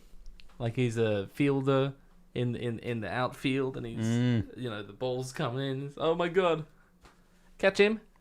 There's some incredible slapstick potential here, and it is a travesty that D&D decided not to include some Tyrion cheese slapstick. Tyrion performs 2 backflips out a window to keep his cheese aloft. I would love to see Peter Dinklage juggle cheese. Do you think that was like a negotiation? Like the director was saying, "Now, Peter, like I know that you think this is beneath you, but like we really feel to capture the essence of this character, we really need you to fumble this gooder, you know?" Fumble the gooder. You ever hear that idiom? Yeah, of course. I say it all the time. It's a regional It's a saying. That's right. What region? A wheel of veined white cheese surrounded by fruit is I mean, I feel like that's, for me, I feel like that's C tier, honestly. Yeah, it's not for me. I don't really like Veined white cheese and fruit. I don't think anything that isn't meat should have veins. Oh, well, actually no, like I guess plants could have veins, like vasculature. Is that what leaves have? Yeah, like you see leaves have the little lines in them. That doesn't upset me. Yeah. Lettuce has that. Yeah, plenty of veins in lettuce. Okay, I take it back. I actually like the veins in lettuce. All right, okay. That's true. So do I. I do not think that cheese should have veins. That's how I feel. Why is that? How does that make you feel? It makes me feel like it's alive. And I don't want my cheese to be alive. I've got news for you about cheese. Actually, that's sort of what cheese is, isn't it? Cheese news. Yeah. Okay. Anyway, I think that's a C. Yeah, sure. Our next food description is before the battle on the Green Fork. Same chapter. The cooks were serving the meat course. 5 suckling pigs, skins seared and crackling, a different fruit in every mouth. Wow. Thanks, George. What a sentence. He filled his wine cup and watched a serving man carve into the pig. The crisp skin crackled under his knife, and the hot juice ran from the meat. Cool. Tyrion had skewered a chunk of meat on the point of his dagger and brought it to his mouth. Now he lowered it. The Rargard? He repeated dubiously. The huge red carcass was suspended over a roaring fire, skewered on a spit the size of a small tree. No doubt it was a small tree. Blood and grease dripped down into the flames as 2 stone crows turned the meat. My goodness. So obviously they're doing like the violence and the meat and the blood because they're about to go for a battle, and Tyrion is a bit concerned that he's going to die because his father is putting him on the front lines in the vanguard. Sounds pretty tasty though, doesn't it? Yeah, it sounds pretty good. I wonder what fruits are in the pig's mouths. Like typically, we see apples in a pig's mouth, but yeah, apple makes sense. You could put a pear. But like a pineapple or a dragon fruit, I'm not too sure about that. I don't think an entire pineapple could fit in a pig's mouth. Well, the pig's already dead. They can, break its jaw, I guess, and, Oh, well, that makes me feel sad. And the suckling pig already didn't. No, that made me feel happy. Oh. I'm not morally consistent. Don't at me. I like the huge red carcass skewered on a small tree. tells you a lot about the Stone Crows. It's very visceral, isn't it? And what they're about. And yeah, there's hot juice running from the meat, but it's not running on a chin. So it can't be an S tier. I think it's a C tier. Sure. Hang on, let me just reevaluate what's actually here. Yeah, it's just pigs. It's just pigs. It's just pigs. Yeah. If you're not a fan of pork. Yeah. Our next food description is Ahhhh. Ahhhh has escaped This is a good one. the Red Keep after the Purge. Would you like to read it? In the bottom, there were pot shops along the alleys where huge tubs of stew had been simmering for years, and you could trade half your birds for a heel of yesterday's bread and a bowl of brown. And they'd even stick the other half in the fire and crisp it up for you, so long as you plucked the feathers yourself. Ahhhh would have given anything for a cup of milk and a lemon cake, but the brown wasn't so bad. It usually had barley in it, and chunks of carrot and onion and turnip, and sometimes even apple, with a film of grease swimming on top. Yeah. Mostly, she tried not to think about the meat. This is a great one. The bowl of brown. Because it tells you how the other half lives. Yep.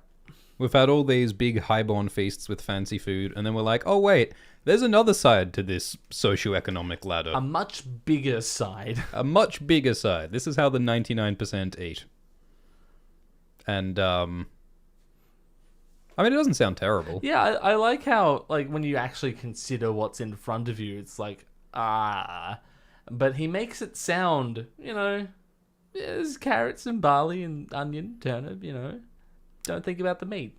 Yeah, it might be people, but it's people with vegetables. So at least you got your fiber. 5 serves of veg.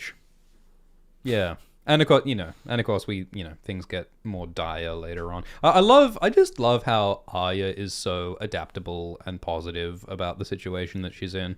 Ahhhh is such a admirable character, I feel. Sure. I think this is a B-tier theory. Like the film of Grease and the meat. Theory. Huh? You said it was a B-tier theory. About We're just reading a passage. Fine. There are other nouns. They're not just theories. I call everything a theory.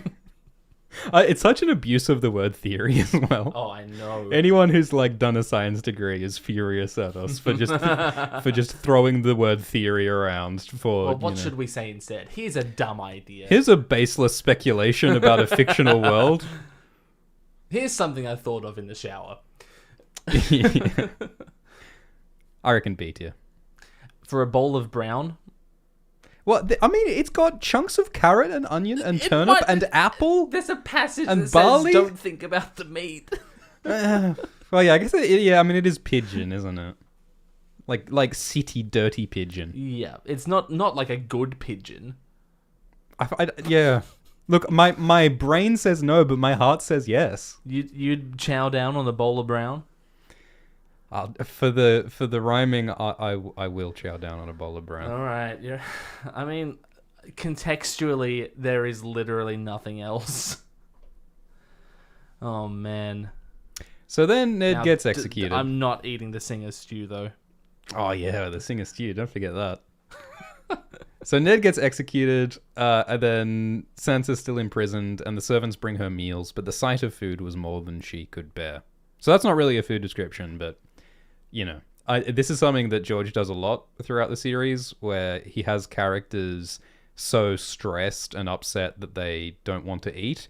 And I think considering the amount of love that goes into his food descriptions, when George's characters don't want to eat, they're really messed up. Because he loves food so much. And it's like, if you're not eating, you must be really out of your mind. There's something stressed. Fucked up with you psychologically if you don't want to eat. If you don't have grease dribbling down your chin. Are you that even alive? Means that there's something fundamentally broken in your brain. That's right. And then Jon Snow decides to desert the Night's Watch to go and join Robb to help fight the Lannisters. And so he packs some supplies. Would you like to read it? In his saddlebag, he found a bicky, a piece of cheese, and a small withered brown apple. He'd brought salt beef as well, and a rasher of bacon he'd filched from the kitchens, but he would save the meat for the morrow. The old bear's breakfast. So Oh, then he sorry, rides that's another- off, and yep. then his brothers bring him back, and then he brings Jaws breakfast. The old bear's breakfast. Today, it was 3 brown eggs boiled hard with fried bread and ham steak and a bowl of wrinkled plums. That all sounds pretty good. What does he mean by biscuit? Yeah, what does biscuit mean? Because don't like old-timey sailors had biscuits that were like these sort of hard cakes? Yeah. I don't really know what's in a biscuit like that. And George is an American. In America, a biscuit is like a savory scone. To my understanding. I feel like the Night's Watch ones that John is packing would be sort of built to last, you know? Yeah. It's not a Tim Tam, is what we're getting at. Alas. I like that the rasher of bacon is filched. I think the word filch is enormously Great word. fun. Yeah. Salt beef. The withered apple Yeah. and the wrinkled plum are interesting. Doesn't sound that great. Oh, we've got a super chat from Mormont's Raven Oh. saying, Corn! Thank you, Mormont's Raven. Yeah, I mean, I think this is a C tier. Piece of cheese, a bicky. Like, it's alright, but like, it's clearly food that's designed to sort of like last and travel. Like, I don't think this is going to be the most appetizing cheese and beef, like the salt beef, you know? I mean, he says that it's just in his saddlebag. It's like, what he had on hand when he left. Yeah. Yeah, it doesn't sound great. I think it's a C. I think C's fine. Like, there's nothing offensive about it. I mean, I wouldn't choose to eat a withered brown apple, but, if it's there, then I'm hungry. So, Glidus, that completes all of the food descriptions in the first book of Game of Thrones. Indeed. Congratulations We did to it. us. How long did it take us? Hour and a half. So we'll finish the other 4 books in no In time. the next 20 minutes, and we'll be on our way. Short stream. We'll do a few more super chats. Of course. Thank you to my bastard son, Alt Swift Flowers, who says, I've done some research on your behalf. Eating a bit doesn't appear to be unhealthy. Start each stream eating 1, and you'll be done before a dream of spring. This is referring to me eating a book. Yeah. No, don't worry. I've got that all planned out. Don't worry. Yeah, Glidus has It's accounted has a plan. for. Thanks for the super chat from Mira, who says, the Night's Watch greenhouse is for the Devil's Lettuce. Theory confirmed. That's what they're growing there. Yeah. Not much else to do up at Castle Black, is there? Cars says, have either of you read Joe Abercrombie yet? Yeah, I read the Blade Itself, that series. It's good. What is it? A fantasy thing? Yeah. It also has like a disparate, lots of POVs in a sprawling world. It's not quite it's a bit more fantastical in terms of magic Cool. than ASOIAF. I love Arsewife as a ASOIAF? way to pronounce a Song of Ice and Fire acronym. Thanks for the super chat from Adam, who says, big time love you guys. Oh, cute. My bastard son, Alt Swift Flowers, says, you should roll up Wins and smoke it. What's your opinion on the Wheel of Time? Wheel of Time is too many books. It's too long. It's too big. I'd read an encyclopedia. I don't know about smoking a book. I feel like that's actually going to do more damage to me than eating it. It's safer in your belly than in your lungs. Yes. Yeah. Thanks for the super chat from Julia, who says, this was the first super chat I ever sent, so I don't know how to write a message. Julia, you did it. Julia sent one earlier that didn't have a message. Oh, well. Thank you Well, anyway, thank you Julia. for trying again. Thank you. Thank you, Alexander, who says, do you think the Jon Snow show or Duncan Egg will happen? Well, Duncan Egg, it has already happened. It's a series of books. Or light novellas. Don't be persnickety, Glidus. Oh, sorry. Alexander is asking, will the TV show Have adaptations there been happen? any news about a Duncan Egg adaptation? I haven't heard about Yeah, I think there was a report like a couple of years ago saying that there was a Duncan Egg TV show in like early development. And I mean, early development doesn't really mean anything. Wasn't that one of the like 7 that they were throwing around before House of the Dragon was selected as the Golden Child? Yeah, was that one of the ones that was like cancelled? Maybe. I would much prefer a Duncan Egg program to Jon Snow. Now, the thing is, Jon Snow is a very popular character in the like cultural zeitgeist. So it probably generates a lot more steam for HBO, so it's probably more likely to happen than any of the other proposed spin-offs, which is tragic from my point of view. Personally, I would love a Dunk and Egg TV show if the Dunk and Egg series was finished. Because George Martin has written 3... That's right. There was a blog post that he put out a year ago. This is the one I made that short about, where I like had a mental breakdown. Which one? Gonna have to narrow it down. Where he says, I'd better write some more Dunk and Egg novels before they start making the show. It's like, oh, you fucking reckon, George? Yeah, George sounded delusional. George sounds delusional when he talks about Dunk and Egg because, it's basically him. It's the same as us making plans for videos. Yeah, us starting these multi-part live streams and doing one part. But George has written 3 stories in this series, and he says that he wants to write 10 or 12 to tell the whole life stories of these 2 characters. And he's planned out some of the topics, and, you know, from the history books, we can get a pretty good idea of, like, this is going to be about Summerhall might be the final one, and the Blackfire Rebellions might feature. And basically, like, there is an outline here for an incredible, like, 10 or 12 novella series. The only problem is that George hasn't fucking written them. And I think that if they try to start making a TV show based on this unfinished series, we're just repeating the mistake of the original Game of Thrones series, which 3 really great installments, and then it'll start well and then it'll suck. And like maybe the later ones will be okay if George Martin writes for the TV show, but then like that just distracts him more from the writing of the books that he's meant to be writing. Oh, George, you silly Billy. And yeah, I think we've talked before about like the Jon Snow show doesn't sound like a great idea to me because I've never got it. Like, why would you do a sequel to Game of Thrones season 8 when most people hated Game of Thrones season 8? I haven't heard any good ideas, even from fans putting forward what they think the show could be. I haven't heard any ideas I like for what this show might look like. Same. Like, maybe it's just him hanging out beyond the wall and having drama with wildlings and Thens and Scargosi and maybe somehow the Night King returned. Oh, they're going to Palpatine it. They're going to Palpatine it. Or is Jon going to like go south and there'll be like political drama and they'll bring back Isaac Hempstead as King Bran? It sounds and, like, fucking terrible. It does sound terrible. I don't want to be reminded of Game of Thrones season 8. Tormund, stop! The Night King's back! Oh no. We have to go get help from Arya! Oh god. Right, this is how I picture the show, and it's like I want to die. They'll do it. I guarantee there's like 10 executives who think that what you just said is a great idea. You know what it feels like? It feels like Marvel. It does. I do not want to see the Marvelization of Westeros. I do not want to see the Star Warsization of Westeros. I just want George to finish the books. George, please. But, you know, despite everything, House of the Dragon is great. Yeah. So if House of the Dragon can be great, then maybe other spin-off shows can be great. Maybe. Thanks for the super chat from Alexander. Do you guys like Matthew McConaughey? Never met him. My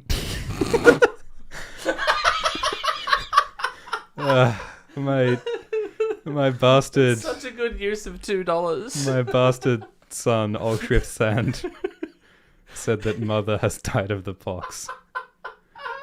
God, that does make me feel guilty. Look, she had been unwell for a long time. She had never fully recovered from childbirth. My son, yeah. And, like, believe me when I say I wanted to stay. But I had some business across the country to attend to. And you know that I couldn't take you with me. It would have broken her heart if I took you with me, son. So, I'll send you a few copper dragons in the mail. I like to picture the scene, you know, when Oberyn shows up to Obara and puts a spear in her hands, like, you choose. Yeah. I like picturing that scene with you and your bastard children. My bastard son, Ultra Flowers, says, Father, you must accept us.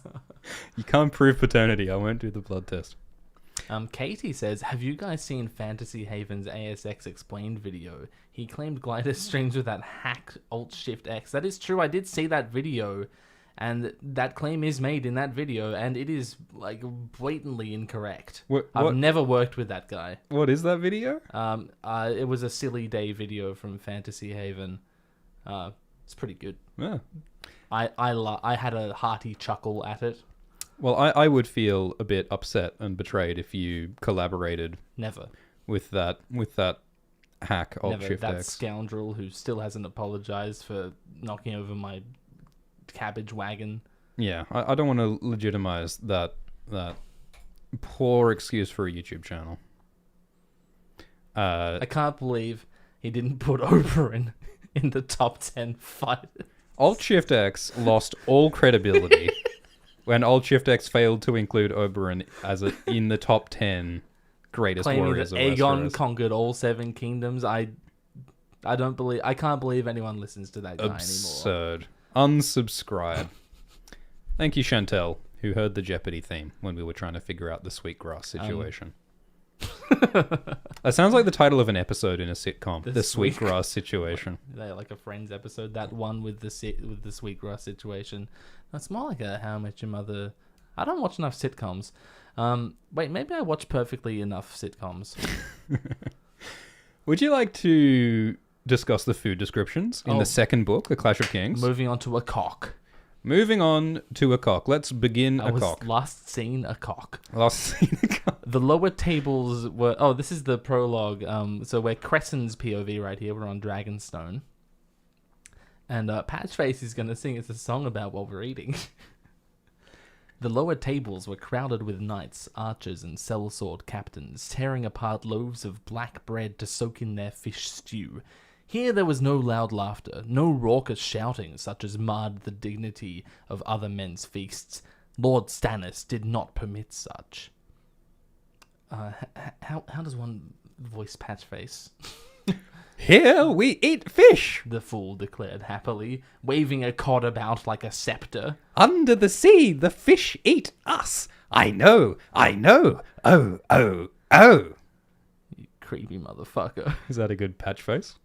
I don't know if there is such a thing as a good Patchface. It's got to be like a sing-song voice, but like a scary one, like innocent and scary at the same time. It's sort of a food description. Yeah.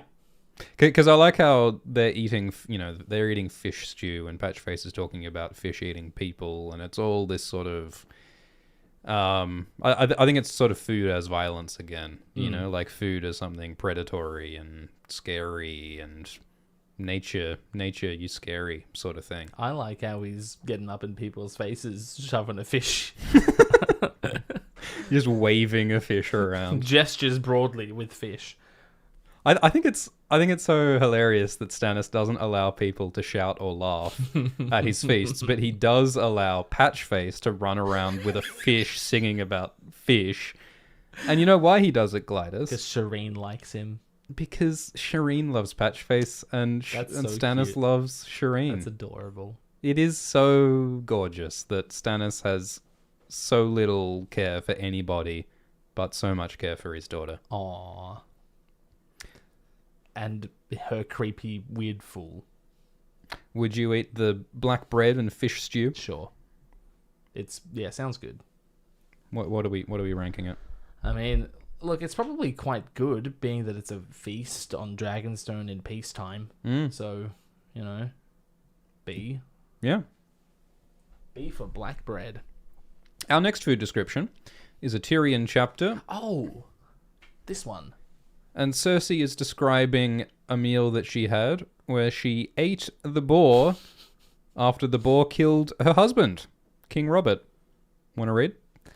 You should have been at the feast, Tyrion. There has never been a boar so delicious. They cooked it with mushrooms and apples, and it tasted like triumph. My God, Cersei. My God. That is the most normal thing Cersei has ever said. Yeah, it is so perverse. She's eating the thing that killed Robert. So I know that pigs are swine. It's all swine, right? Boar, pig. It's swine all the way down. But boar is not domestic pig. Is boar wild by definition? Or I think that in some contexts, a grown male domestic pig could be referred to as a boar. Okay.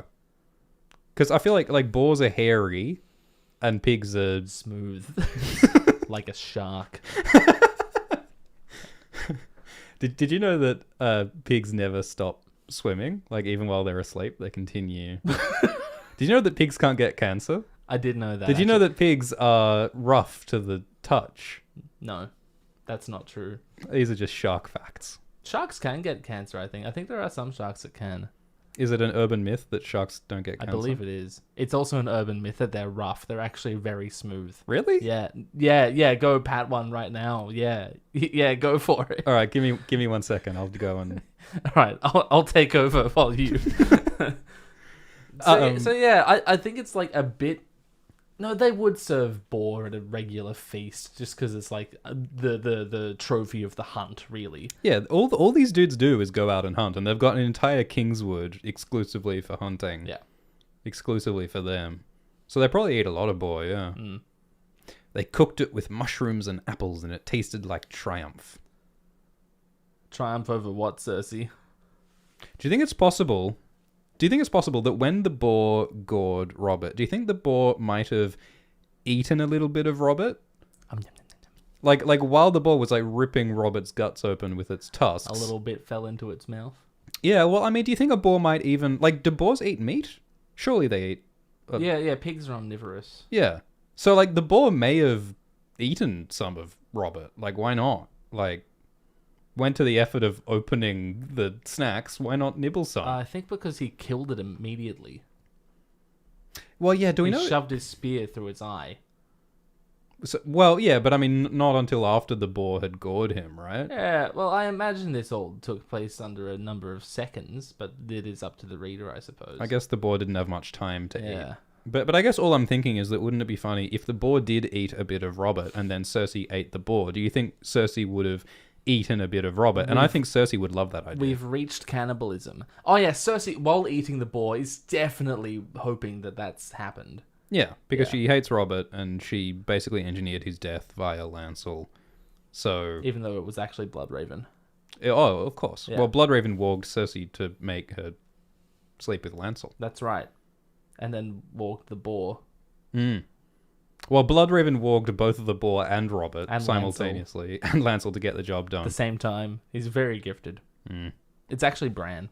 Time traveling. Time traveling. I mean, he does shove a spear through its eye, so it's a one-eyed animal that he calls a bastard. So, You know, I was thinking about Bran. Do you want to have a brief interlude for a quick theory corner? is it that Bran is a food? Like Bran's name is a food? All Bran? Yeah, It's all Bran? it's all Bran It's all all the Bran. time. What I was thinking is that, like, you know how, like, Cold Hands is a spooky fella? I have considered that. Yeah. And a lot of people have thought about, like, who Cold Hands is. Yeah. This is art by AGOT. It's fucking beautiful. And there's a line where Cold Hands says, "I am your monster." I love that art so much. He's got a very large finger I'm in this, your but monster. it's nice art. And Cold Hands says, "I am your monster," and there's this whole like mystery of like who is Cold Hands because he has a masked face. Sure. And some people think Cold Hands is Benjen, but George Martin reportedly said that it's not Benjen. So I was thinking that like maybe Cold Hands is possibly the corpse of Benjen, but it's a corpse that is being controlled and skin changed by Bran from the future, is what I'm theorizing. Oh my god. Like maybe Bran's soul gets like trapped in Cold Hands' body, because like we know that Bran, at least in the TV show and probably also soon in the books, Bran walks into Willis through time and then he becomes Hodor. So we know that like time travel skin changing can happen, and we know that skin changes can become trapped in another body if they die. So it is plausible that Bran could have walked back in time, possibly in order to like save his past self. Because that's what Cold Hands does, yeah. Yeah, because Cold Hands is a protector of Bran. So like Oh, maybe no, he's there to save Sam. Sam, is it Sam first and Yeah. then yeah. And then they like trade at the wall when Sam passes through. Yeah, well Cold Hands does several things to help Bloodraven and the Children of the Absolutely, Forest yeah. and Bran. You know, he's part of that whole thing. So like maybe when Cold Hands says, "I am your monster," like I think that implies that Bran may have created Cold Hands. And monster evokes abomination, which is what Varamir calls people Yeah. who skin change into other people. Yeah, great point. And Cold Hands is unique, you know. Cold Hands seems like a white, But he's not. but he's not controlled by the White Walkers. He's controlled by someone else. And So also, he seems like way more sentient and cogent than a white. yeah, which suggests like humanity, but like whose humanity is in there? You know, if it's not Benjen, maybe it's Bran from the future. My pet theory on Cold Hands is that he's the Night's King, and this one isn't a meme. I've heard that. I really, really love that one because when Bran arrives at the cave, Bloodraven says, there's this idea that when he says Bran Stark, he's referring to Cold Hands, not Bran. I can't remember the exact wording that made me think that, or made whoever actually came up with this think that. And also, you know, he's wearing... Leaf describes him as very old. Yeah. Yeah, and that's Leaf, a child of the forest. It's not like Bran saying that someone's old. When a kid says that someone's old, he could mean that they're like Over 25. 29. Yeah. But when Leaf says that someone's old, like, we have no idea what that means. So yeah, Cold Hands is so fun. I like that idea too, though, that he's future Bran.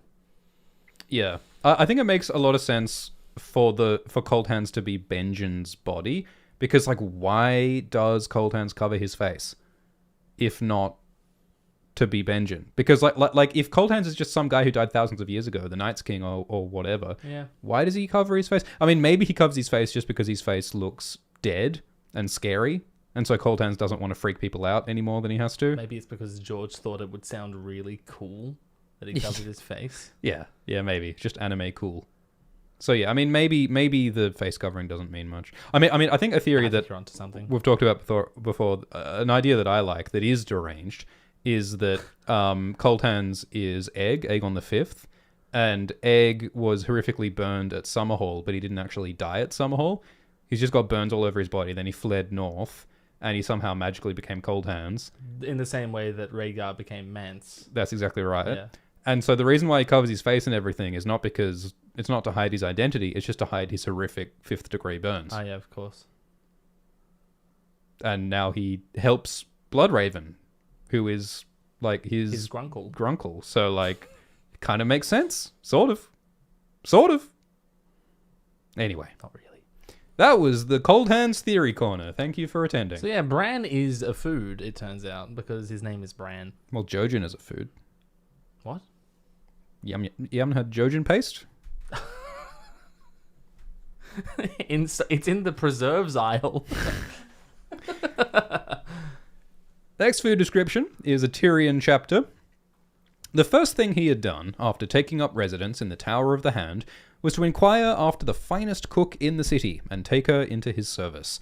This evening they had supped on oxtail soup, summer greens tossed with pecans, grapes, red fennel, and crumbled cheese, hot crab pie, spiced squash, and quails drowned in butter. Oh my god. Each dish had come with its own wine. Wow. Oh my god. Wow, what a feast. How does a small dude eat that much food? That is so much food. Small man, big shadow, big appetite. That sounds amazing. Do you think the quails were literally drowned in butter? Well, if they weren't, I'm not eating them. I don't think that would get like Peter approval, but it does sound delicious. I don't care what they think. I think that's easily an A, at least. I'm considering S. Yeah. The hot crab Yeah, pie. oh, that's where you really sent me. Like, have you ever had a crab pie? Like, I don't know. I That have. sounds really good, though. Right? Like, why haven't I had a crab pie? What are we doing? Like, for eating what fucking possible beef in reason? Pie? Like, Like, I almost feel angry that these fictional medieval people are having so much better food than I that have. sounds so good. And yeah, crumbled cheese. Holy crap. Yeah, this is an S. This is an S Let's tier. do it. S tier. Send it. Thanks for the generous super chat from John Brewer, who says, both of y'all grab a tasty snack drowned in butter on me. Also, the telltale GOT reminded me of old Game Grumps. Can't wait to see more of it from y'all when you get the time. Love both of y'all. Thank you, John. By old Game Grumps, you mean like old Game Grumps? Or like kind of old Game Grumps? Are you saying we're old? Yeah, are you calling us old? Or are you saying that one of us is John Tron? Oh no. I think this is a comparison that's not going to make It anyone... doesn't exactly scan. Yeah. No, but thank you, John. It's more vibes based. Vibes only. Yeah, no. Tyrion's eating good. And of course, this is the first thing he did after becoming Hand of the King, which shows you where Tyrion's priorities lie. Tyrion puts his comfort and his pleasures very high on his list of priorities. Tywin sent him here to govern in his name. It's like, nah, fennel. Yeah. So again, like you said, Tyrion in the books is more selfish than Tyrion in the show, I think. Yeah, there's not a single scene in Game of Thrones where Tyrion eats a hot crab pie. In fact, the only mention of crab as cuisine is when Davos makes up his story about fermented if you'll crab. indulge me. Jesus Christ. I just cannot believe that the two highest paid dudes in Hollywood wrote that much dialogue about dicks in those seasons of Game of Thrones. My God. They could have learned a thing or two from George. He's supposed to write about food. Thank you. Food description. Arya.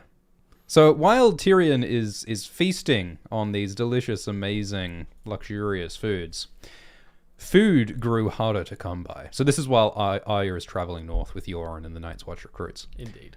In the city, Yoren had loaded up the wagons with salt fish, hard bread, lard, turnips, sacks of beans and barley, and wheels of yellow cheese, but every bite of it had been eaten, and they were now forced to live off the land. The hunters go off, and they come back with a deer slung between them on a pole, or a brace of quail swinging from their belts. The younger boys would be set to picking blackberries along the road, or climbing fences to fill a sack with apples if they happened upon an orchard. One day she came across a rabbit, purely by happenstance. It was brown and fat, with long ears and a twitchy nose.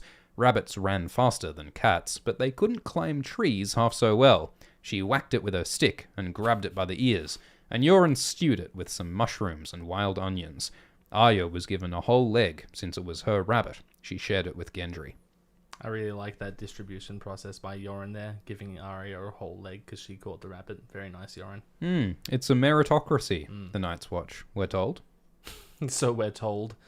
Most of the Lord Commanders happen to be highborn. I don't know why that is. It's a coincidence that the aristocrats just happen to be the most qualified, okay? It's completely coincidental that the rich people are always winning all the elections. Yeah, it's a meritocracy. And it has no bearing, no comparison to our real world, that just coincidentally it's all... Anyway.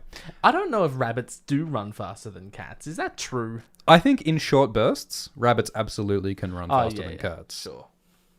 I'm not sure why I'm picking this moment, but my credulity is strained by Arya catching a rabbit on foot with a stick.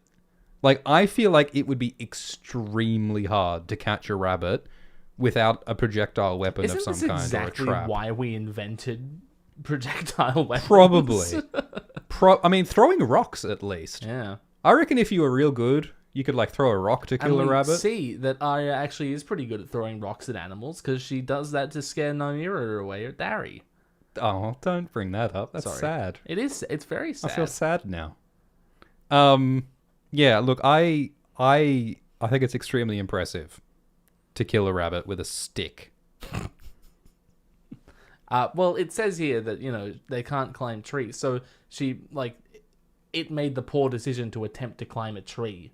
Yeah, is that what George is saying here? The rabbit tried and failed to climb a tree? Instead of running off into some nearby bushes and hiding, which rabbits probably would do, or running back to its burrow. Yeah, rabbits operate by a pretty simple flowchart, I think. And there is no end point on that flowchart, which is climb that tree. There is no part of a rabbit's programming that ever concludes that the correct move for me right now is to climb up this tree. Rabbits don't do that.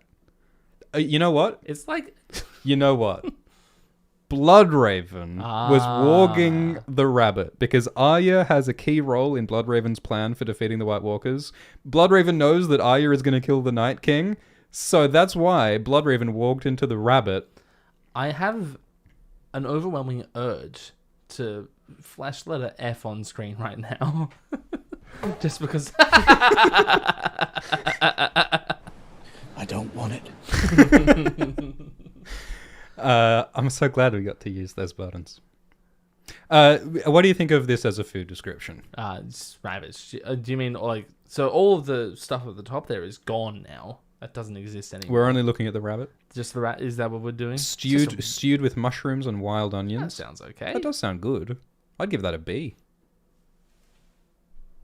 Like, I'm not sure what like the food safety standards are like in Yoren's traveling kitchen. The thing with stew is that it's made from water. And the thing with water is that it's only as good as, the source you got it from. I don't care how long you boil the water. If it came from, like, the Blackwater or some tributary of it, like, they're still fairly close to the King's Landing at this point, I think. It's not going to be very good water. Yeah, it is. It is still close to King's Landing. Anyway, next food description is a Davos chapter, and Salador San, Davos's mate, says, "These grapes have given me a hunger, and dinner awaits on my Valyrian. Minced lamb with pepper and roasted gull stuffed with mushrooms and fennel and onion." Oh, that sounds pretty good. Yeah, it sounds great. Roasted gull. Never had gull. Yeah, I'd try it. Oh, for sure. Do you think seagulls eat a lot of fish, Yeah. and therefore seagulls would taste like fish? I think it probably has some component in the taste, but I think mostly they taste like a bird. I think they'd taste fresh and salty from all that sea air. I think that's an A-tier food That description. sounds pretty good. Stuffed with mushrooms and fennel and onion. I'm saying A-tier. Go for it.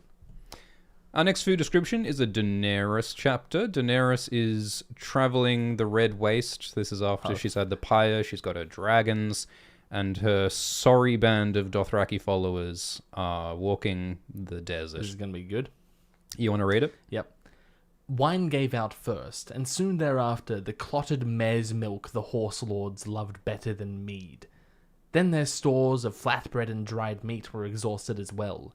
Their hunters found no game, and only the flesh of their dead horses filled their bellies.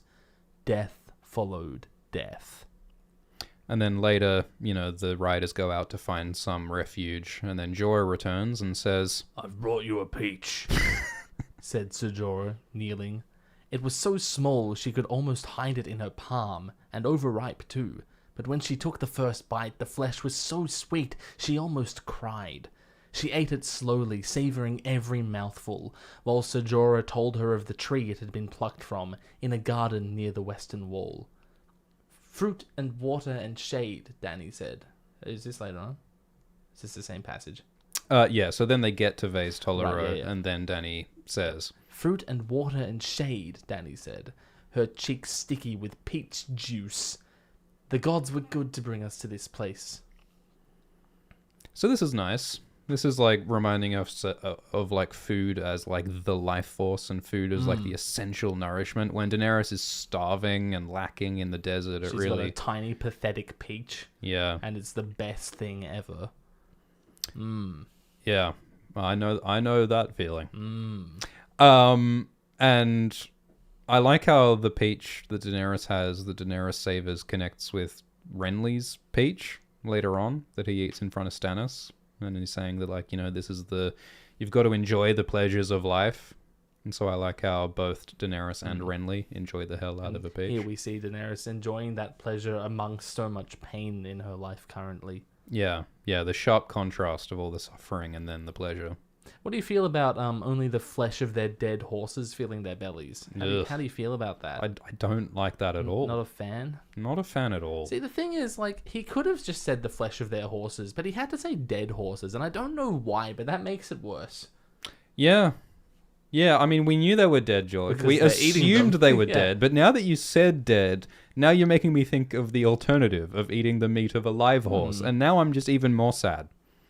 You made me sad, George. Yeah, how dare you? Don't you hate it when books give you feelings? Ugh. I don't read books for feelings. I read books for descriptions of castles, boats. I think that this is an A-tier peach. It sounds like a pretty good peach. It's an emotional peach. Our next food description is a brand chapter. They dined in the solar on cheese, capons, and... Is that how you pronounce it? Capons? Capons? Never known. And brown oat bread. While tearing apart a bird with fat fingers, Lord Wyman made polite inquiry What after bird? Lady Hornwood. What kind of bird? Yeah, it's kind of disturbing that it doesn't say what kind of bird. Like, what are we talking? A penguin? A pingling? A macaw? I like what this tells us about Wyman as a character. He's tearing apart a bird with his fingers, and he's making polite inquiry. Because his polite dialogue is hiding his brutal political goals of taking Lady Hornwood's lands. So that's cool. That is cool. How people's like actual physical actions betray their personality more than what they actually say. Look not at what persons say, But look... how they eat an unspecified bird. Exactly. That was one of the better quotes by Oscar Wilde for sure. I thought it was Mewtwo. I think that's a B tier food description. It's just a bird. I mean, cheese, brown oat bread, sure, sounds fine. Our next food description is a good one. Would you like to read it? A crow had once taken Moors for dead and picked out his eye, so he wore a chunk of dragon glass in its stead. As old Nan told the tale, he'd grabbed the crow in his fist and bitten off its head, so they named him Crow Food. Amazing. Based. I'm outraged that the TV show did not include I know! Moore's Crow Food What number. the fuck? There are so many characterful minor characters that they just didn't Crow Food include. and Horsebane is so fucking cool. They're great. So yeah, I think eating the head of a crow that has just eaten your eye is it's an easy S tier. Absolutely. Like, how sweet that must taste.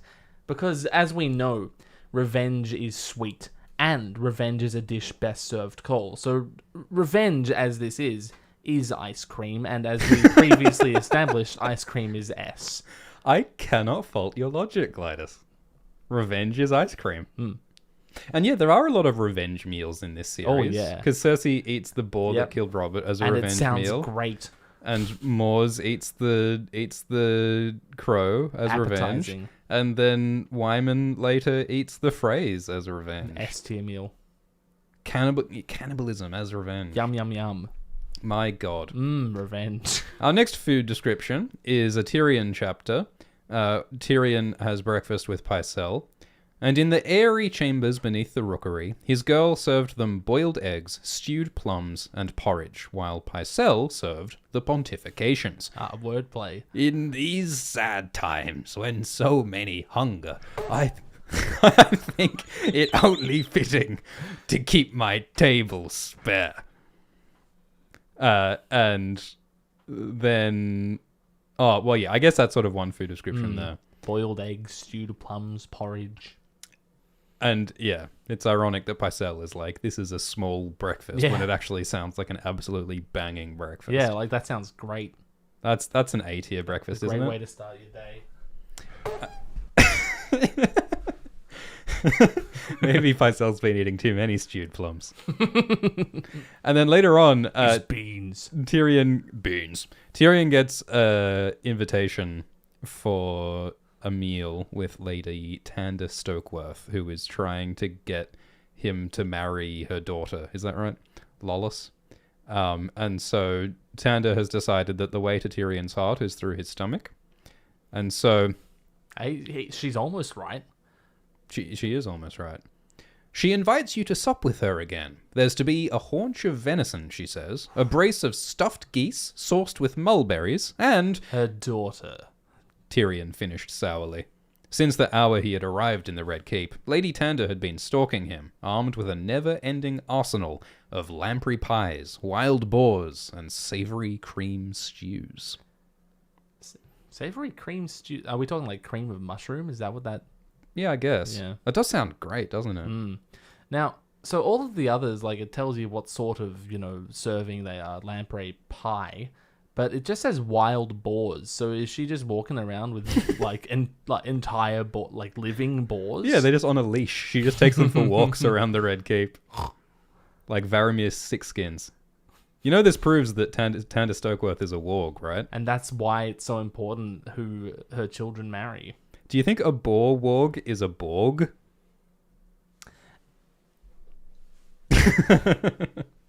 No, Tanda is being careful with her skin-changing genes, and she wants to combine the Stokeworth sheep with the Lannister lion in a lion warg child Sounds disgusting. of Lollys. Absolutely. Chimera of sorts. Yeah, no, that's an excellent food description. And meanwhile, while Pycelle and Stokeworth and Tyrion are all enjoying these wonderful feasts, only a thin trickle of food was coming into King's Landing, most of it earmarked for castle and garrison. Prices had risen sickeningly high on greens, roots, flour, and fruit, and Tyrion did not want to think about what sorts of flesh might be going into the kettles of the pot shops down in Flea Bottom. Fish, he hoped. They still had the river and the sea, at least until Lord Stannis sailed. And then later, someone is saying that last night a baker was roasted in his own oven because the mob claimed he charged too much for bread. Do you think the baker got eaten after he was roasted in his own oven? I mean, the mob's not gonna then thereafter use the same oven to bake their own bread, is he? I mean, a baker is probably more delicious than someone who isn't a baker. Like, just ambient exposure I to suppose baked that goods makes sense, will just yeah. make you more delicious over time, sort of homeopathically, do you think? I don't know if homeopathy has much to do with it. If you eat a very small amount of bread, you become... You become bread. Or the opposite of bread? I forget how it works. You are what you eat. Um, Iron bread. So yeah, the war is making food hard to get. George is doing storytelling. No way. He's doing themes. He's doing a little storytelling. He's doing politics. Yeah, well, yeah, that's not really a food description, though, is it? No, it's kind of just a guy being murdered, yeah. I'm going to give that an F. I think murder is an F. This is a terrible food description. It's not even a food description. So, Arya has broken off from Yoren and the group because Armory Lorch has attacked. And so she's living rough out in the Riverlands, and it sucks. Part of her wanted to be a swan. The other part wanted to eat one. She had broken her fast on some acorn paste and a handful of bugs. Oh. Bugs weren't so bad when you got used to them. Worms were worse, Oh my God. but still not as bad as the pain in your belly after days without food. Mostly they had been living on water and acorns. Gee. That's grim. Gee willikers. Bugs weren't so bad when you got used to them. Do you think you could get like diseases from eating uncooked bugs that have been crawling around in the dirt? It can't be good. Wash your bugs, everyone. Yeah, wash your bugs. Public service announcement. Yeah, wash wash your your bugs. bugs. I think that's F tier. I don't want to eat any of that. Oh, the acorn paste doesn't sound like fucking terrible. I mean, only in comparison to the bugs. Well, actually, the bugs don't sound that bad compared to the worms. Ugh. And this is not like chef prepared acorn paste Yeah, either. Like, I'm sure you could make acorn paste that's really delicious, but this is not that. Arya is not an expert at such And things. these bugs are not honeyed locusts. Oh no. These are beetles. And you know how George operates. If it's not honeyed, it ain't shit. Yeah, true. If there ain't grease dribbling down her chin, like, what's the point? You don't get any grease out of a bug. F. F tier. I don't want it. All right. In stark contrast, Oh, here we go. stark pun. The next chapter is the big harvest feast at Winterfell. It's a brand chapter, and this is like the last hurrah of prosperity in the north before winter comes. Do you want to read it? I sure do. Ahem. Such food Bran had never seen. Course after course after course, so much that he could not manage more than a bite or two of each dish. There were great joints of aurochs roasted with leeks, venison pies chunky with carrots, bacon and mushrooms, mutton chops sauced in honey and cloves, savoury duck, peppered boar, goose, skewers of pigeon and capon, boar and barley stew, cold fruit soup, Lord Wyman had brought 20 casks of fish from White Harbour, packed in salt and seaweed. Whitefish and winkles, crabs and mussels, clams, herring, cod, salmon, lobster, and lampreys. It's a very long paragraph. There was black bread and honey cakes and oaten biscuits. There were turnips and peas and beets, beans and squash and huge red onions. There were baked apples and berry tarts and pears poached in strong wine. Wheels of white cheese were set at every table, above and below the salt, and flagons of hot spice wine and chilled autumn ale were passed up and down the tables. Oh my god. That is an easy S tier. Easy S tier. I mean, that is just overwhelming. It makes me... For some reason, the chilled autumn ale is like the most appealing part of that for me. Sounds lovely. Along with a hot spiced wine. It's George is so good at writing this stuff. Like, Yeah. it really engages. Like, we make fun of him. Yeah. But he's so good at it. Yeah, he's had a lot of practice at Yeah. writing about food, and He he's knows gotten food. very good at it. Because, yeah, this makes me hungry. The berry tarts and the pears poached in strong wine. Oh my god. Can you imagine getting wasted off pears poached in strong... Oof. We must be making people so hungry. I'm sorry, The everyone. audience must be getting ravenous. My god. Bloody hell. This wonderful April Fool's weekend. Oh, yeah. This is no joke. I don't know why we did this on April Fools. This is serious This is business. heavy work. This is the best writing George has ever done. He should have been like a food journalist or Mutton a chops restaurant sauced in reviewer. honey and cloves. Yeah. Easy S. And of course, there's also lots of political elements to it. Like Wyman bringing all that amazing seafood from White Harbour is Yeah. sort of a political move, showing his power and prosperity and his unique resources that How he has yummy access our to. food is. Oh my god. Yum, yum, yum. And then later in the chapter, Bran describes sharing the food because he's like playing the Lord at this point. He's the Stark at Winterfell. So if the dish smelled especially choice, he would send it to one of the lords on the dais as a gesture of friendship and favour that Maester Luwin told him he must make. He sent some salmon down to poor sad Lady Hornwood, Aw. the boar to the boisterous Umbers, a dish of goose in berries to Clay Cowan, and a huge lobster to Joseph, the Master of Horse, who was neither lord nor guest, but he had seen to Dance's training and made it possible for Bran to ride. Aw. He sent sweets to Hodor and Old Nan as well, for no reason but he loved them. Aww. Isn't Bran just the sweetest person? S tier move, Bran. Bran is such a lovely person. And of course, he's showing that he's a good politician as Yeah. well. Like, this Yeah, chapter- tending to Hornwood like that. this chapter is one of the best arguments for, like, Bran being king making sense in the books. But he is actually a magnanimous, understanding, sociable person. Of course, they did not include this in the TV show, And so... each of those aspects of Bran's personality is completely excised by the time he becomes king. It's almost as though the show was deliberately trying to make it make less sense. Fucking hell. Oh, is it Ramadan right now? Oh, I'm so sorry. Oh no, we're terrible. Oh no. I'm sorry for making it harder for everybody to fast. Oh, you're gonna have such a good time when the sun sets, though. Yeah, just replay this live stream later. Great passage there. Next food description, Catelyn has gone to Bitterbridge to try and get Renly to support the Starks. And Renly is having a big old party with his allies, the Tyrells, and all of their soldiers are getting together. Of food there was plenty. The war had not touched the fabled bounty of Highgarden. While singers sang and tumblers tumbled, there began with pears poached in wine. Oh, there it is again. And went on to tiny savoury fish rolled in salt and cooked crisp, and capons stuffed with onions and mushrooms. There were great loaves of brown bread, mounds of turnips and sweet corn and peas, immense hams, Oh my god. and roast geese, and trenchers dripping full of venison stewed with beer and barley. For the sweet, Lord Caswell's servants brought down trays of pastries from his castle kitchens, cream swans and spun sugar unicorns, Whoa. lemon cakes in the shape of roses, spiced honey biscuits and blackberry tarts, apple crisps and wheels of buttery cheese.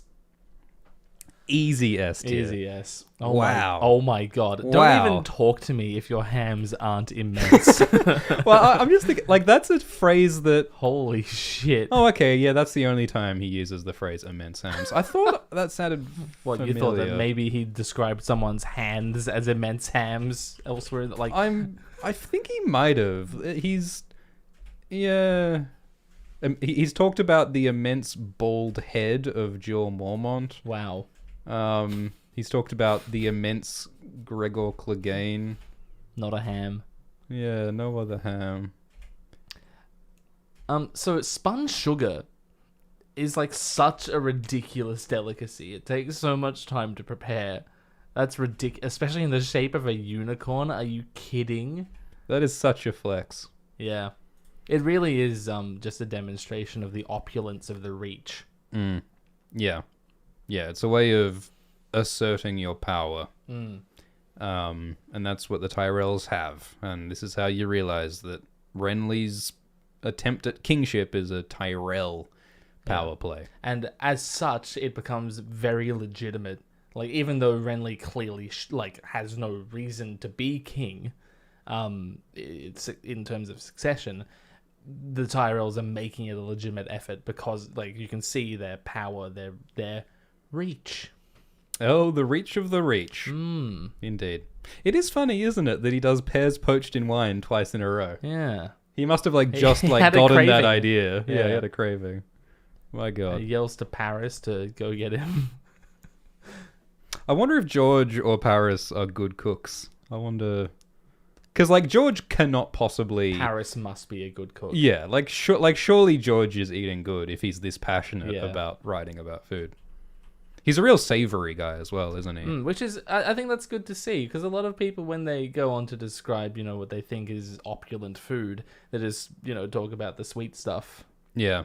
Well, I guess sweets are a lot more, like, common now Yeah. than they would have been in, like, medieval societies. Like, just access to sugar, I guess would have been less historically than now. Yeah, because, where do you get the sugar from? In medieval Europe, I think the access to, like, literally sucrose is honey, and that's kind of it. Yeah. Lactose is a sugar, so that makes sense. That, like, cream would be a big... Is lactose a sugar? Yeah. We're all learning here. It's a disaccharide, I believe. Oh my God. Welcome to the Educational Food Chemistry Hour with think Glidus it's and Swift. So, I don't know, let's not get into it, because I'm not actually that around the chemistry of it, but, yeah, lactose is a sugar. That's why it can ferment. Now it all makes sense. Our next food description is a John chapter. The Night's Watch are going on their great ranging into the north. Hundreds of Night's Watchmen trudging through the lands beyond the wall. And John's a bit sick of it. He was sick of salt cod, salt beef, and hard cheese. And Sam finishes his meal, and he says, well, that was good. Well, they eat a rabbit that Ghost killed. And then That Sam was says, good, but now I'd like a leg of lamb. A whole leg, just for me. Sauced with mint and honey and cloves. Did you see any lambs? Oh my God. Oh, Sammy. And then Hake handed John a hollow heel of bread filled with burnt bacon and chunks of salt fish warmed in bacon grease. And then Jeor Mormont, with the other Night's Watch officers, eat fried bread, bacon, and sheep gut sausage at Craster's Keep. Yeah. So one of the things that they show is that the Lord Commander eats good, but the rank and file Night's Watchmen only get salt meat and hard cheese. Even Jon Snow, who, as we noted, is, a little privileged at the Watch because of his highborn father, is sick of cod, beef, and cheese. I think it's quite funny, actually, how John gets this rabbit, because this is the scene where Ghost the direwolf, breaks into Craster's rabbit hutch and kills a couple of rabbits and frightens Gilly, and that's how John and Sam meet Gilly. And then after, John's dog has just stolen and killed Craster's family's livestock, John just takes one of the rabbits and eats it. Refuses to elaborate. leaves. And he says something about like, oh, like the Night's Watch will fix you up, like the Night's Watch will pay you for this rabbit. But like, I don't know if that ever happens. Like, Jon notes that like money isn't really worth anything at Craster's Keep. So it's like, why would Jon not just like apologize and like let Craster and family keep the rabbit? Like, why is he stealing a rabbit from them? Because he's sick of cod, beef, and cheese. This is a good example. It's a tiny moment, but it's an example of Jon being selfish for once. Like, he's normally pretty altruistic in the books, but here he's selfishly stealing a rabbit from Gilly the wildling, which It's a pretty dickish moment of it him, is a dickish moment. It's However, a dickish moment. he was sick of salt cod, salt beef, and hard cheese. Can you really blame him? I think that the bread filled with burnt bacon and chunks of salt fish warmed in bacon grease actually sounds pretty great. Again with the burnt bacon. Yeah, I don't know why George thinks burnt bacon is a good idea. Like, I guess like the texture is nice, but No. it just doesn't really appeal to me like food wise. Salt fish warmed in bacon grease does sound good though. How about we just give it a C overall? Sure. Then you got Jeor with his French toast. And sheep gut sausage. So he's eaten well. Yeah. Whereas, as you say, the rank and file are sick of cod beef and cheese, oysters, clams, and cockles. So, Theon Greyjoy arrives at the Iron Islands. His homecoming, and he wants it to be a triumphant return. The prince has returned. And he tries to hook up with this woman who he meets after all that time at sea. And then he discovers that the woman, after feeling her up, is in fact his sister. And he is grossed out that George insisted on putting some unnecessary incest so early in the morning. I think it's funny that Asha went out of her way to seduce her brother. Yeah, Like, Asha did for a not bit need of to fun. do that. Yeah. Like Lamau. Yeah, it's weird and gross from Theon's perspective. It's twice as weird and gross from Asha's perspective. Asha could have at any time said, "Hey, I'm your sister." Yeah, but you know, George, yeah. Thanks so much, George, for that. He's so cool. So Theon arrives at Pike, and there's a meal, but it's not quite as magnificent a meal as he would like. Theon hacked a loaf of bread in half, hollowed out a trencher, and summoned a cook to fill it with fish stew. The smell of the thick cream made him a little ill, but he forced himself to eat some. He'd drunk enough wine to float him through 2 meals. If I retch, it will be on her. Oh, good work, Theon. The feast was a meagre enough thing, a succession of fish stews, black bread, and spiceless goat. The tastiest thing Theon found to eat was an onion pie. Yeah, nah. It's gross, and you know, following the incest with creamy fish stew. Not a fan of this at all. It reminds me of some disgusting. I don't want it. Reminds me of a really bad all-you-can-eat buffet, like a seafood buffet. Yeah. Oh man. The sort of all-you-can-eat place that doesn't actually want you to eat anything. Yeah, well, that's how they make their money. Yeah. You pay the price of admission and then realize that everything's disgusting. Yeah. Yeah, look, this is a very unpleasant food description. I mean, of course, to George's credit, the whole point is that we're meant to be disgusted and put off. This is meant to be a very bad omen about Theon's entire attempt to become a Greyjoy again, and it's destined to go badly. So yeah, that's an easy F. The smell of thick cream making him ill, that being the first thing that's mentioned about the food, Yeah. completely sets me off. That makes me feel queasy. Yeah. Just reading it. And combining it with the wine, drinking enough wine to float him through 2 meals, which is, it's wonderful wording. Yeah. Oh, He's a good writer, our George. I think he might be a good who writer. would have thought? Give the man the Hugo.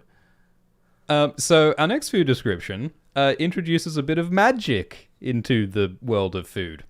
So they're at Winterfell, and Mira and Jojen have arrived and are hanging out with Bran. And Jojen is trying to convince Bran that he can see the future in his dreams, and he's trying to introduce him to this whole idea of magic and prophecy. So he says that Jojen had a dream where You were sitting at supper, but instead of a servant, Maester Lewin brought you your food. He served you the king's cut off the roast, the meat rare and bloody, but with a savoury smell that made everyone's mouth water. The meat he served the Freys was old and grey and dead, yet they liked their supper better than you liked yours. So it's this very curious dream about food that Jojen has, which I'm sure is inspired by a dream about food that George had, probably. And sort of the point of this, like the Freys are the Walders, Little Walder and Big Walder, who are staying at Winterfell at this point. And the point is that in Bran's next chapter, Lewin brings news to Bran where he says, hey, good news, your brother Robb has defeated the Lannisters in battle. But Bran is disappointed by this news because he was hoping that Robb would defeat Tywin, but Robb only defeats Steffon Lannister. And so it's like a good news that Bran doesn't like. And meanwhile, Lewin tells the Walders that their uncle... Half-uncle. Yeah, half-uncle Stevron has been killed. So that's bad news. Except it's not, because they like it, because it moves them both up the line of succession. Well, it moves their families up the line of succession. Yes. So it's sort of this like weirdly complicated Yeah. idea of Jojen had a dream about food that's a metaphor for news where they get good news and don't like it, and the Freys get bad news and do like it. The point being that it demonstrates that dreams can tell the future in an abstract metaphorical way. And that, like, is there a line after this where Bran's like, oh my god, that's what Jojen said would happen? Yeah, it's sort of like low-key, but Bran's like, oh yeah, I guess this proves magic and prophecy is real. I don't know, I feel like there's a more straightforward way to accomplish that. Yeah. This to me is not great writing, just because it's a very kind of weird and convoluted thing. Although, if I were to afford George the benefit of the doubt here, it kind of does play into the whole idea of magic being wibbly-wobbly, wishy-washy, and it also being a matter of perception. Bran chooses to see this as Jojen's dream coming true, right? Yeah. Whereas you could have just seen it as bad news for the Freys. Yeah, and it's- also they're a bit fucked up because their family's fucked up. Yeah. It's sort of like super innocuous and could add up to nothing from a certain perspective. I think like there are several of these little weird prophetic dreams that Jojen has and tries to convince Bran of. Because there's also that And then dream. the water comes to Winterfell, and that's the big one that people point to. Yeah, that's a better one. Yeah. Because it's Bran, isn't it, who has the dream where the waves of the ocean flood Winterfell, and a bunch of the people at Winterfell are drowned, and that turns out to foreshadow Theon invading Winterfell with his Ironborn, and that's the ocean, and they kill a bunch of those Winterfell Much people. better writing, I think, than this. Yeah, I think it's better. So I think this is one of the rare things that I actually think is like 100% fair that the Game of Thrones show didn't include this particular detail. But I just think it's funny that the food descriptions encompass not just world building and character storytelling and characterization, but also the mechanics of prophecy and magic are explained through food. Food metaphor. Good work, George. Like, yeah. I always thought it was strange that they chose to introduce Jojen and Mira in season 3 when Bran and Rickon are already on the road. Well, Yeah. not the road, the woods, instead of at Winterfell in season 2. Yeah. It just felt quite strange. I'm still not sure why they did that. I think they were just trying to simplify things. I mean, it meant that there wasn't very much for Bran to do in season 2. Yeah. But I can sort of get it. And I mean, and the Walders as well. I mean, like... I get recusing them from the story. I don't like it because I really like Big Walder in particular. But yeah, it makes sense. Yeah, Big Walder's cool in how he's involved in, like, the murders in Winterfell and all of that stuff in Book 5. He's a good boy. He would never. But they were never gonna include that in the show, so yeah, it kind of makes sense. Anyway, so Arya gets captured in Harrenhal, and she suffers horrendously. But at least the food's better. Weasel, which is the name that she takes in Harrenhal, did not need to find worms and bugs to eat, as Ari had. There was bread every day, and barley stews with bits of carrot and turnip, and once a fortnight, even a bite of meat.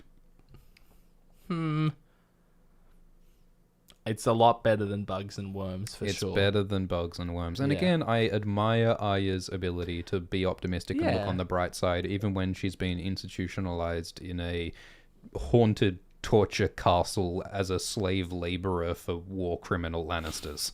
Well, when you put it like that, it's not a summer camp. Yeah, she's, oh, I get to eat meat once every 2 weeks? Awesome. You ripper. I mean, the stew sounds fine. Boy howdy. There's bread every day. Yeah, I mean, I think that's D.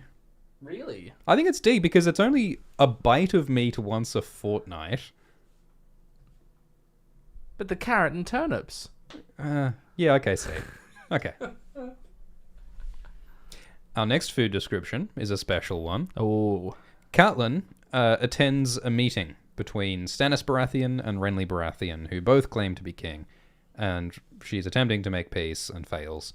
And in the midst of this serious, fraught, dangerous, emotional war meeting between brothers, Renly pulls out a peach. Ah. Would you like one, brother? Renly asked, smiling. From Highgarden. You've never tasted anything so sweet, I promise you. He took a bite. Juice ran from the corner of his mouth. I did not come here to eat fruit. Stannis was fuming.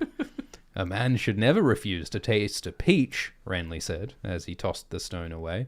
He may never get the chance again. Life is short, Stannis. What does that mean, Damn, Glidus? it's such a passage, isn't it?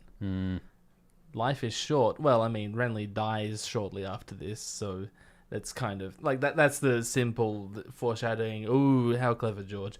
But you know, it as you said earlier about Daenerys eating her peach, it really is just about enjoying the pleasures in life amongst the. I mean, Renly's at war with his brother.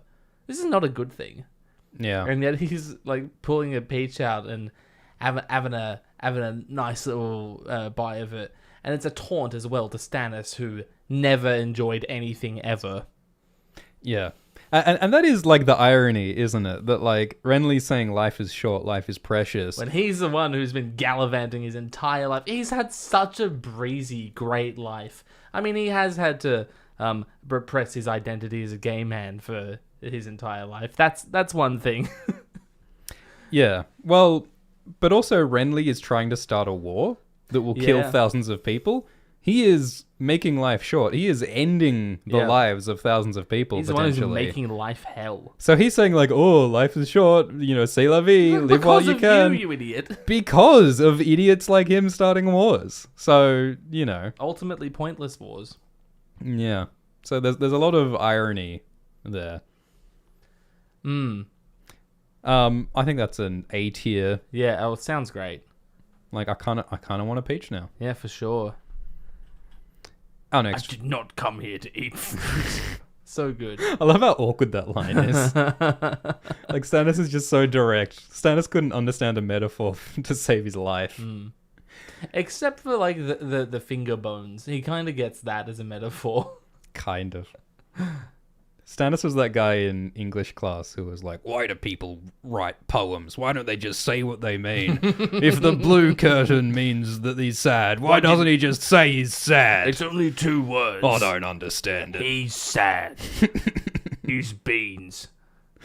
The next food description is a Catelyn chapter where they tell the story of the Siege of Storm's End when Stannis talks about, or Maester Crescent tells Stannis that we shouldn't fling the corpses of the dead at our enemy from catapults because we might have to eat the corpses of our dead. I don't want it. So this is one of those early cannibalism lines. And I think that they don't end up eating the dead people because Davos arrives with these onions and stuff. Yeah. But like it was the next thing that was going to happen. Yeah. And the comedy comes in threes here, right? No, it's 4 because they eat the dogs and the cats and the horses.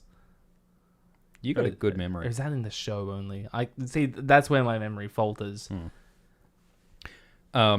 Yeah, I also love that, I mean, throughout Stannis' arc, he is always, like, flirting with moral abomination, you know? Because, like, there's the whole question of will Stannis burn Edric Storm or, like, sacrifice Gendry in the TV show? And then there's the, you know, will he burn Shireen? And, like, you know, like, what will Stannis do in order to achieve his goals? And so, and that begins so early on with Stannis contemplating cannibalism, you know, way back in his backstory. So Stannis is always, you know, considered deals with the devil, which is so funny because like he's such a direct guy. Like he doesn't really want to do that kind of bullshit. He feels that he shouldn't have to do this bullshit because he is the rightful king in his mind, at least. It's like, why do I have to forge these Faustian pacts? Why do I have to fuck the witch? Yeah. Not Well, that he I'm doesn't complaining. mind that. Yeah.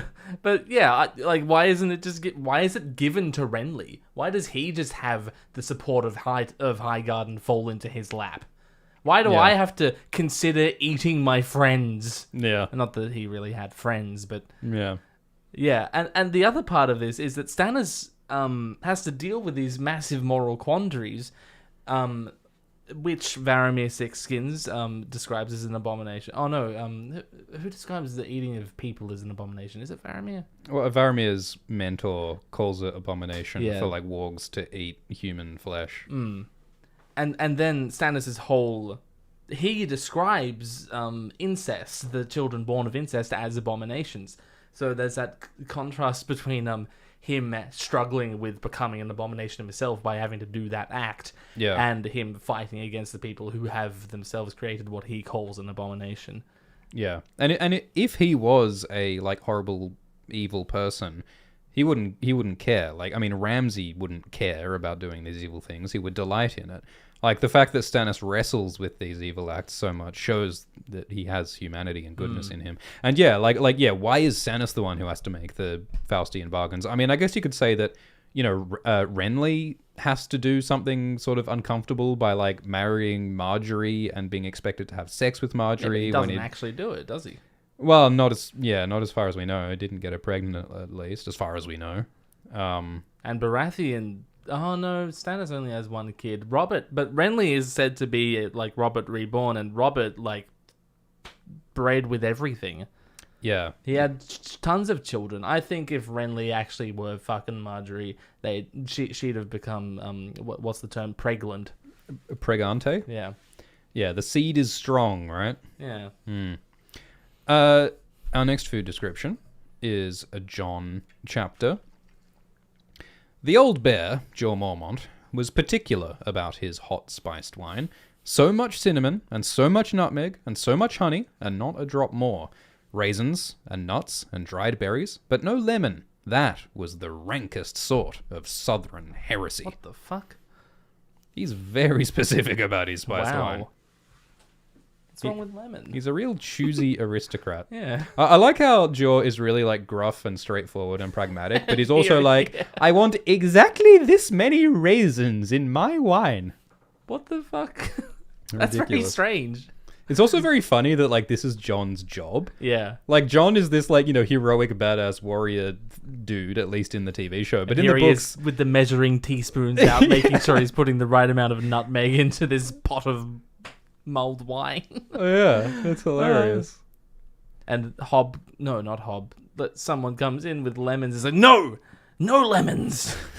Like leaping to like, no, slow motion. Mr. President, get down. No, not the lemon. The rankest sort of southern heresy. Is that an A spiced wine? Do you reckon? I think it's quite. Oh yes, sure. Sounds good. I mean, I'd have preferred it with lemon, but I do hope that someone in the audience is recording all of our rankings for each food description and then producing an actual chart showing the rankings visually, because we were too lazy to do that I hope ourselves. that a separate person is doing that to the person who's ranking them over time throughout the books. Meta. That was excessive, I'm sorry. Someone complains about the food that they're eating on this ranging. All I smell is the shit of 200 horses, and this stew, which has a similar aroma now that I come to sniff it. Hilarious. That's probably Dolorous Ed, isn't it? It does sound like Ed. The stew was thick with barley, carrot, and onion, with here and there a ragged shred of salt beef, softened in the cooking. That sounds alright, It really. sounds like fine, I guess. Ed might say that it smells like horse shit, but That's probably just the horse shit. it is probably just the horse shit, isn't it? I'm gonna Yeah. go see. Yeah, I respect that. Possible. Our next food description is Are You at Harrenhal? You want to read it? Supper that evening was a thin stew of barley, onion, and carrots, with a wedge of stale brown bread. One of the women had taken to sleeping in Weiss's bed, and she got a piece of ripe blue cheese as well, and a wing of the capon that Weiss had spoken of that morning. Oh, a capon is a bird, huh? Really? Or is it a vegetable with wings? A castrated domestic cock, fattened for eating. It's a rooster. A castrated cock, how ironic. Yeah, okay. It's chicken. Yep. Sorry, go on. It's a castrato. Does that mean it sings really Yeah. high? Yeah. He ate the rest himself, the grease running down in a shiny line through the boils that festered the corner of his mouth. He did. We got Oh, grease. Jesus. Grease have down achieved festering grease. boils. Fucking hell. Ladies and gentlemen, we have grease.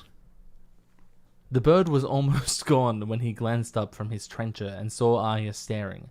Weasel, come here. Excellent A waste voice. few mouthfuls of dark meat still clung to one thigh. Is that a different passage? No, that is That's the next line. sentence? And I do not know if George is talking about Oh, Weiss's thigh The capon's or thigh. the That makes or the sense. cock's thigh. That makes sense, though.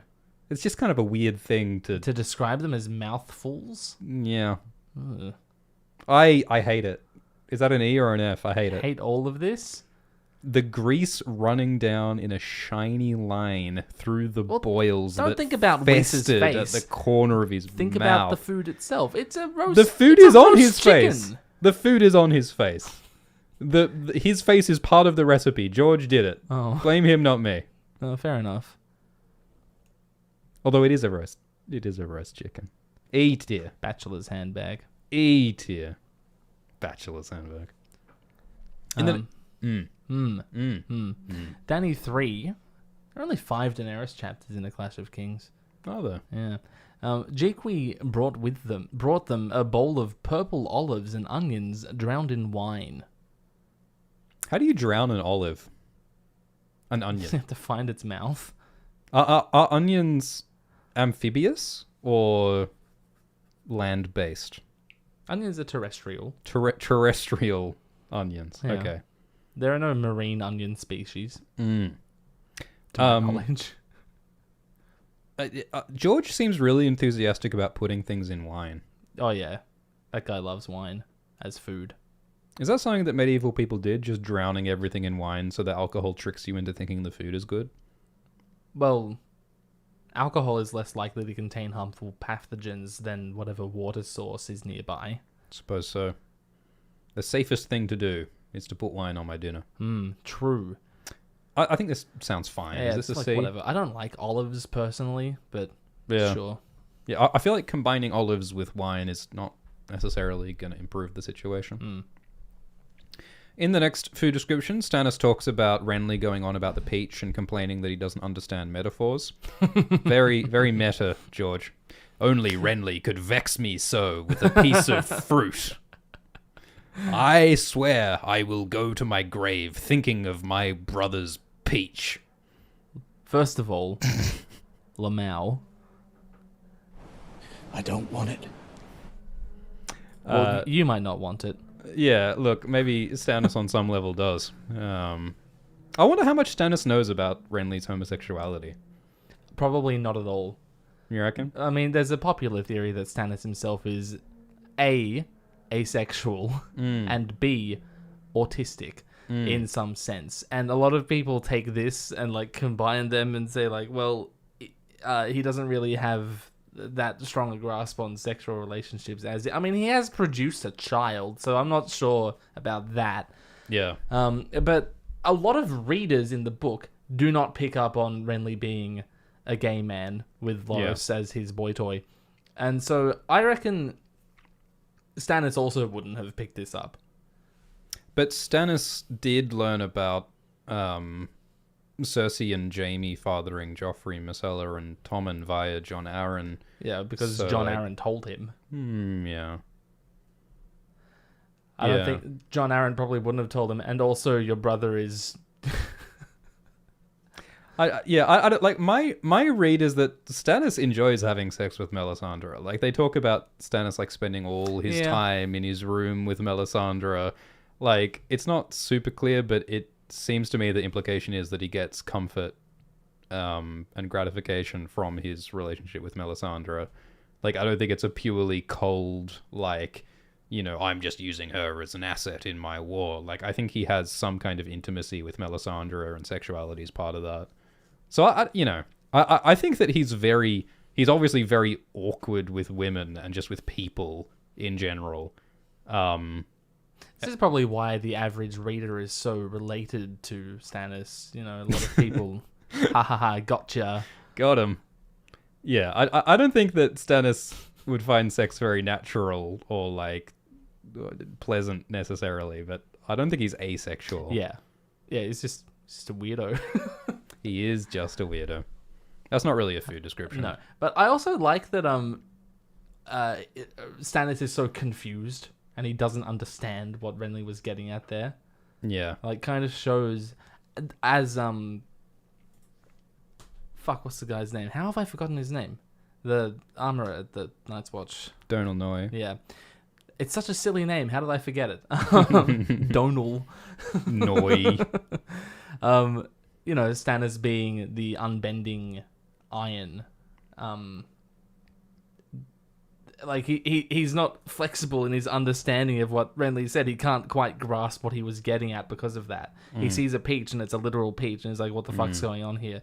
And because of this passage where Stannis is confused about Renly's peach, a lot of readers are also confused about it, even though the metaphor is, like, pretty, you know... Yeah, there's something pretty hilariously meta about the author giving us a character who doesn't understand the writing of the book that he's in. You know what I mean? Yeah. It's kind of like the play within a play or something. It's like the Greek it's like if the Greek chorus came in during a play and said, "We don't get it. We don't understand. Someone please explain this story to us that we're in." Oh my god. But I mean, there is something beautifully ironic about the fact that, like, Stannis Baratheon is this dude that does not understand people. He does not understand pleasure. He does not understand relationships or life. He doesn't like people.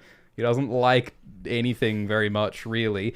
But he is the guy standing up to save the world from death, from the White Walkers. He's the guy who comes to the wall to defend the Night's Watch from the Wildlings and stuff. So it's this beautiful irony that it's the guy who does not understand people or life or pleasure. It was protecting all of those things. Yeah. Isn't that crazy? It sort of makes him all the more heroic, you know? I think it's really cool that we're just simping for Stannis at this point. We are. That Stannis, you know, as you say, fails to understand what's so great about other people. And yet he harbors such affection for his daughter. Yeah. Yeah, and I mean, it is sort of caught up in his feelings of just, like, cold obligation, you know? Because, like, we can simp for his heroism, but, like, he does say that it's about, I'm just trying to do my duty as a king, and I think his love for Shireen is partly about, I'm just trying to do my duty as a father. So it is sort of complicated and ambiguous whether he's really, like, a heroic dude, or if he's just trying to follow the rules and obligations as he understands them. And then there's the question of, well, is there a difference, you know? I mean, like, some people might have, like, a childlike morality of, like, I'll be good because it's good to be good and it's bad to be bad, and I won't break the rules and I won't sin and I won't do a murder or I won't tell a lie. And it's like, if someone's just, like, childishly following those rules, like, are you a good person if you're that, like, morally unsophisticated, or does it, like, not matter what your reasons are as long as you do the right thing? To cite back to our world famous award-winning stream on A Song of Ice and Fire character morality, where we definitely understood the lawful chaotic scale, in which everyone agrees with our understanding of moral philosophy as encapsulated by the D&D alignment chart. Yes. Yeah, like we had a bit of a debate there about. Well, we were basically just confused about how we were going to handle children, who, as you say, like they're just told what's good and what's bad. Yeah. Now, someone like Arya definitely does act in the world and like clearly demonstrates principles, and she does like break what she had otherwise been told were rules to actually do good things for other people. Yeah. So that I believe would cast her as a moral agent, but someone like Rickon, Yeah. no, he's just like, Mum said that was not good, so I'm not gonna do that. and Stannis, you know, his mum said that's not good, so he's not gonna do that. Yeah. No. Yeah, what makes a moral agent? Anyway, food. Food! Jon Snow chapter. Ed stood over the kettle, swishing the eggs about with a spoon. I envy those eggs, he said. I could do with a bit of boiling about now. If the kettle were larger, I might jump in, though I would sooner it were wine than water. There are worse ways to die than warm and drunk. I knew a brother drowned himself in wine once. It was a poor vintage, though, and his corpse did not improve it. You drank the wine? It's an awful thing to find a brother dead. You'd have need of a drink as well, Lord Snow. Ed stirred the kettle and added a pinch more nutmeg. I don't want it. It's such a great story. He found a dead man in a barrel of wine and he drank the wine. That's great. I mean, I have to assume he's having a laugh, but... Yeah, that's what I love about Ed. You never know when Yeah. he's just making it up. I mean, corpse wine is F tier, sure. Yeah, I mean, he describes it as bad before the guy died. Oh god, that's not good. Later in the You chapter. ever had hair in your mouth? You know how fucking terrible that is when you're trying to enjoy a Oh drink no, and you get corpse some hair? Yeah, and when it's someone else's dead hair, it's like, oh, that's just such a bummer. Corpse hair wine? That's a major bummer. Later in the chapter, Ed cut 3 thick slices off a stale round of oat bread, stacked them on a wooden platter, covered them with bacon and bacon drippings, and filled a bowl with hard-cooked eggs. Well, that sounds great. You had me at bacon drippings. Even the oat... I love how it specifies not only bacon, but also bacon drippings. Yeah. Well, George doesn't want to waste... Dear me, no. His described foods drippings. Yeah, this is definitely a pre-lunch writing session by George, I think. I'd give that a B. Yeah, I was going to say B. Yeah. Our next food description is from a Tyrion chapter where Shay and Tyrion are canoodling. And Shay says, "You can dust me with flour and suck gravy off my titties if you..."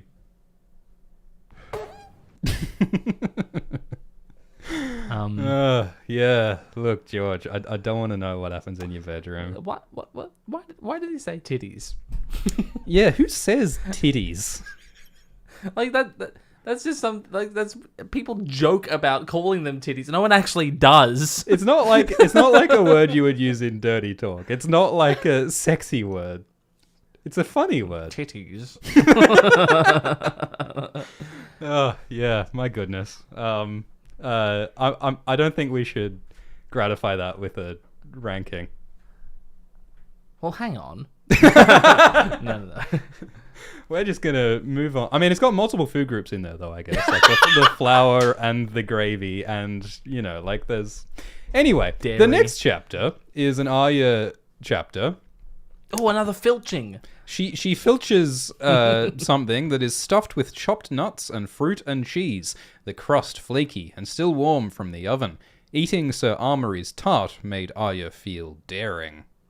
It's a daring tart. That does sound pretty yum. Chopped nuts and fruit and Yeah. cheese and flaky crust. I think that's an A.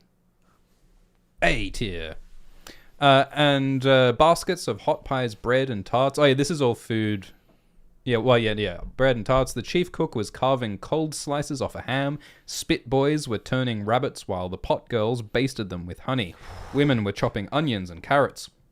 Got me going. The bloody broth isn't bloody ready yet, the cook said. It needs to simmer. We only now put in the onions and... Shut your hole! Or I'll shove a spit up your ass and we'll base you for a turn or two. I said broth, and I said now! Is that Rorge talking, I think? Hissing. It was Carl Barron, actually. Biter grabbed a handful of half-charred rabbit right off the spit and tore into it with his pointed teeth, while honey dripped between his fingers. So then I think they take the scalding hot stew and they throw it at the Lannisters in the dungeon to free the Northmen in the Harrenhal dungeon. And so they get killed by hot weasel soup. So that's a whole sequence that wasn't included in the show. But I think it's technically a food description, burning men alive with soup. Oh, yeah. I guess that's another... worse ways to die. Exactly. It's another corpse water recipe. Fucking hell. George. Is that another F? Yeah. I don't want it. Our next food description is in a Daenerys chapter. When she is drinking some shade of the evening. Ah. Daenerys is indulging in some hallucinogenic drugs before she enters the wizard's house. Would you like to read it? Dany raised the glass to her lips. The first sip tasted like ink and spoiled meat. Foul. But when she swallowed it, it seemed to come to life within her. She could feel tendrils spreading throughout her chest, like fingers of fire coiling around her heart, and on her tongue was a taste like honey and anise and cream, like mother's milk and Drogo's seed, like red meat and hot blood and molten gold. It was all the taste she had ever known, and none of them. And then the glass was empty. Well, that's quite lovely writing, isn't it? Hmm.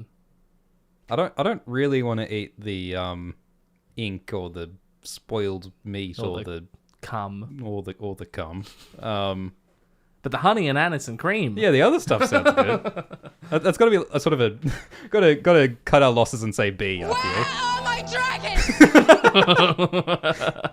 I didn't think we'd use that button. Sorry for everyone's ears. Oh, Amelia. Lovely writing. Lovely writing. Our next chapter... What an explosion of flavour that is. is a Tyrion chapter.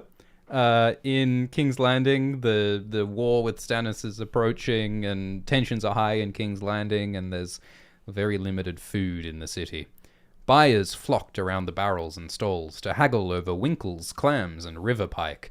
With no other food coming into the city, the price of fish was 10 times what it had been before the war, and still rising.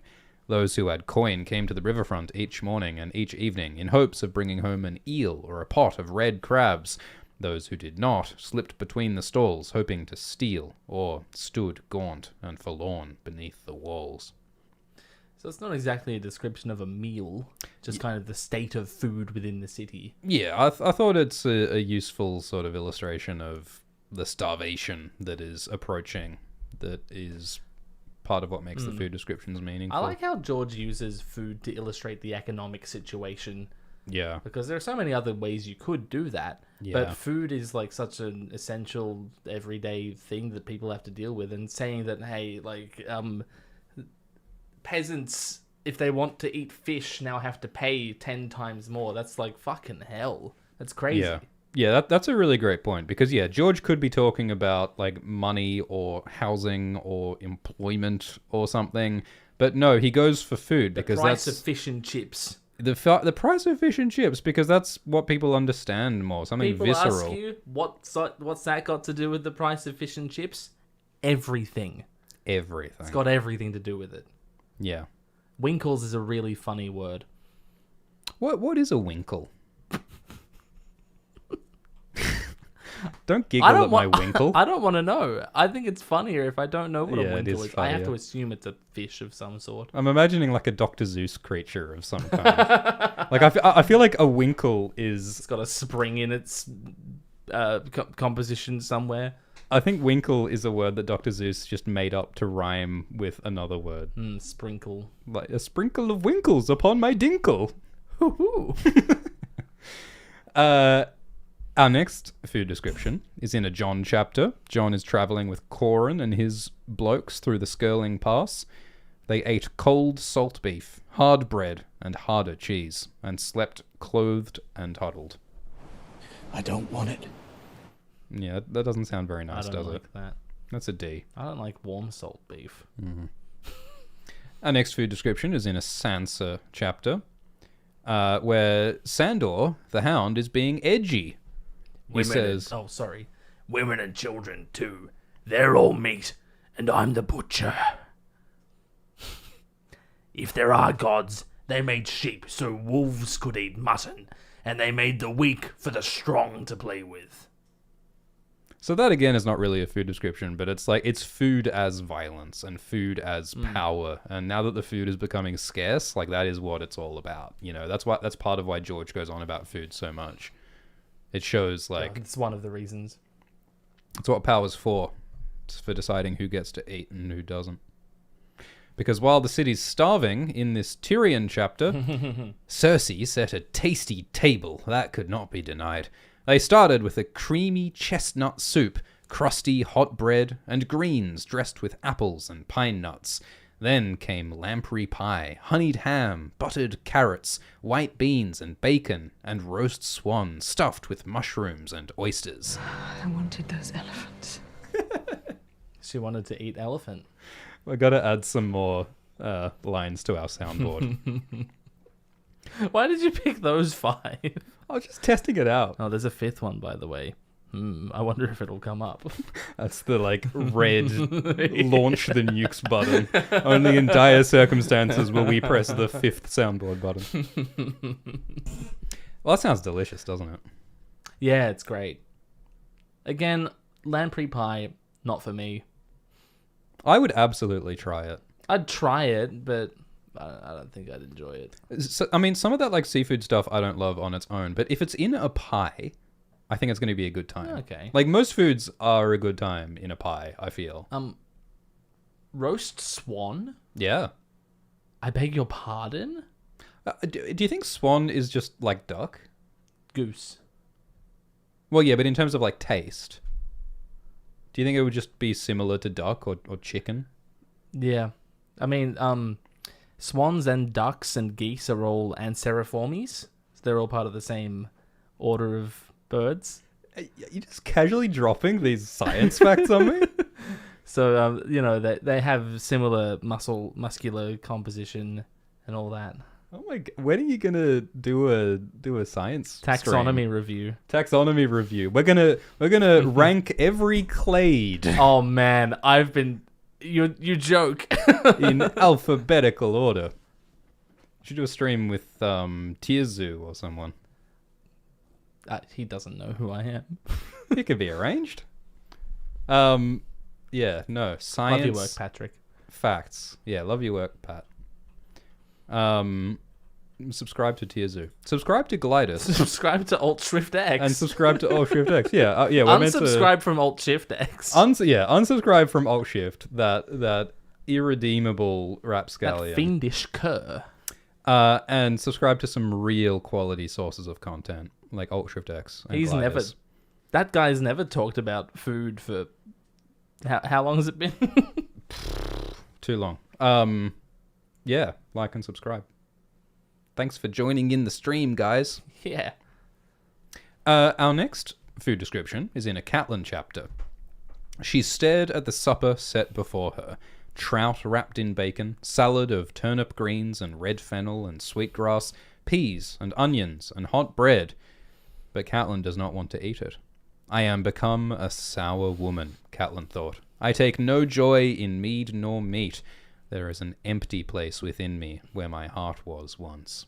Okay, well, we'll set that aside for the moment and just marvel at trout wrapped in bacon. Oh, God. Oh, my God. There is nothing that George does not think is improved by wrapping it in bacon or adding bacon drippings or putting bacon in it. Like, bacon has been mentioned so often. That guy loves bacon almost as much as honey or grease. Oh, nothing better than some greasy honey bacon. I wonder if you asked him what his favorite food is. That might be it. Can you imagine if George was a vegetarian? These books would be nowhere near as much fun. I think this meal is an A. Yeah, I agree. It sounds great. And now we can wax about how Catelyn's thoughts reflect on, the fucking situation. Because her husband Ned has been recently killed, and so she's grieving and depressed, and the way that George shows that is by saying that she's not interested in food. And She's not even interested in trout wrapped in bacon. if I ever am not thrilled by some bacon-wrapped trout, just unplug the life support, I'm already gone. Yeah, and this is something that George does a few times in the series, where it's like, you know that a character is messed up if they don't want to eat. And even, oh no, that's in the show.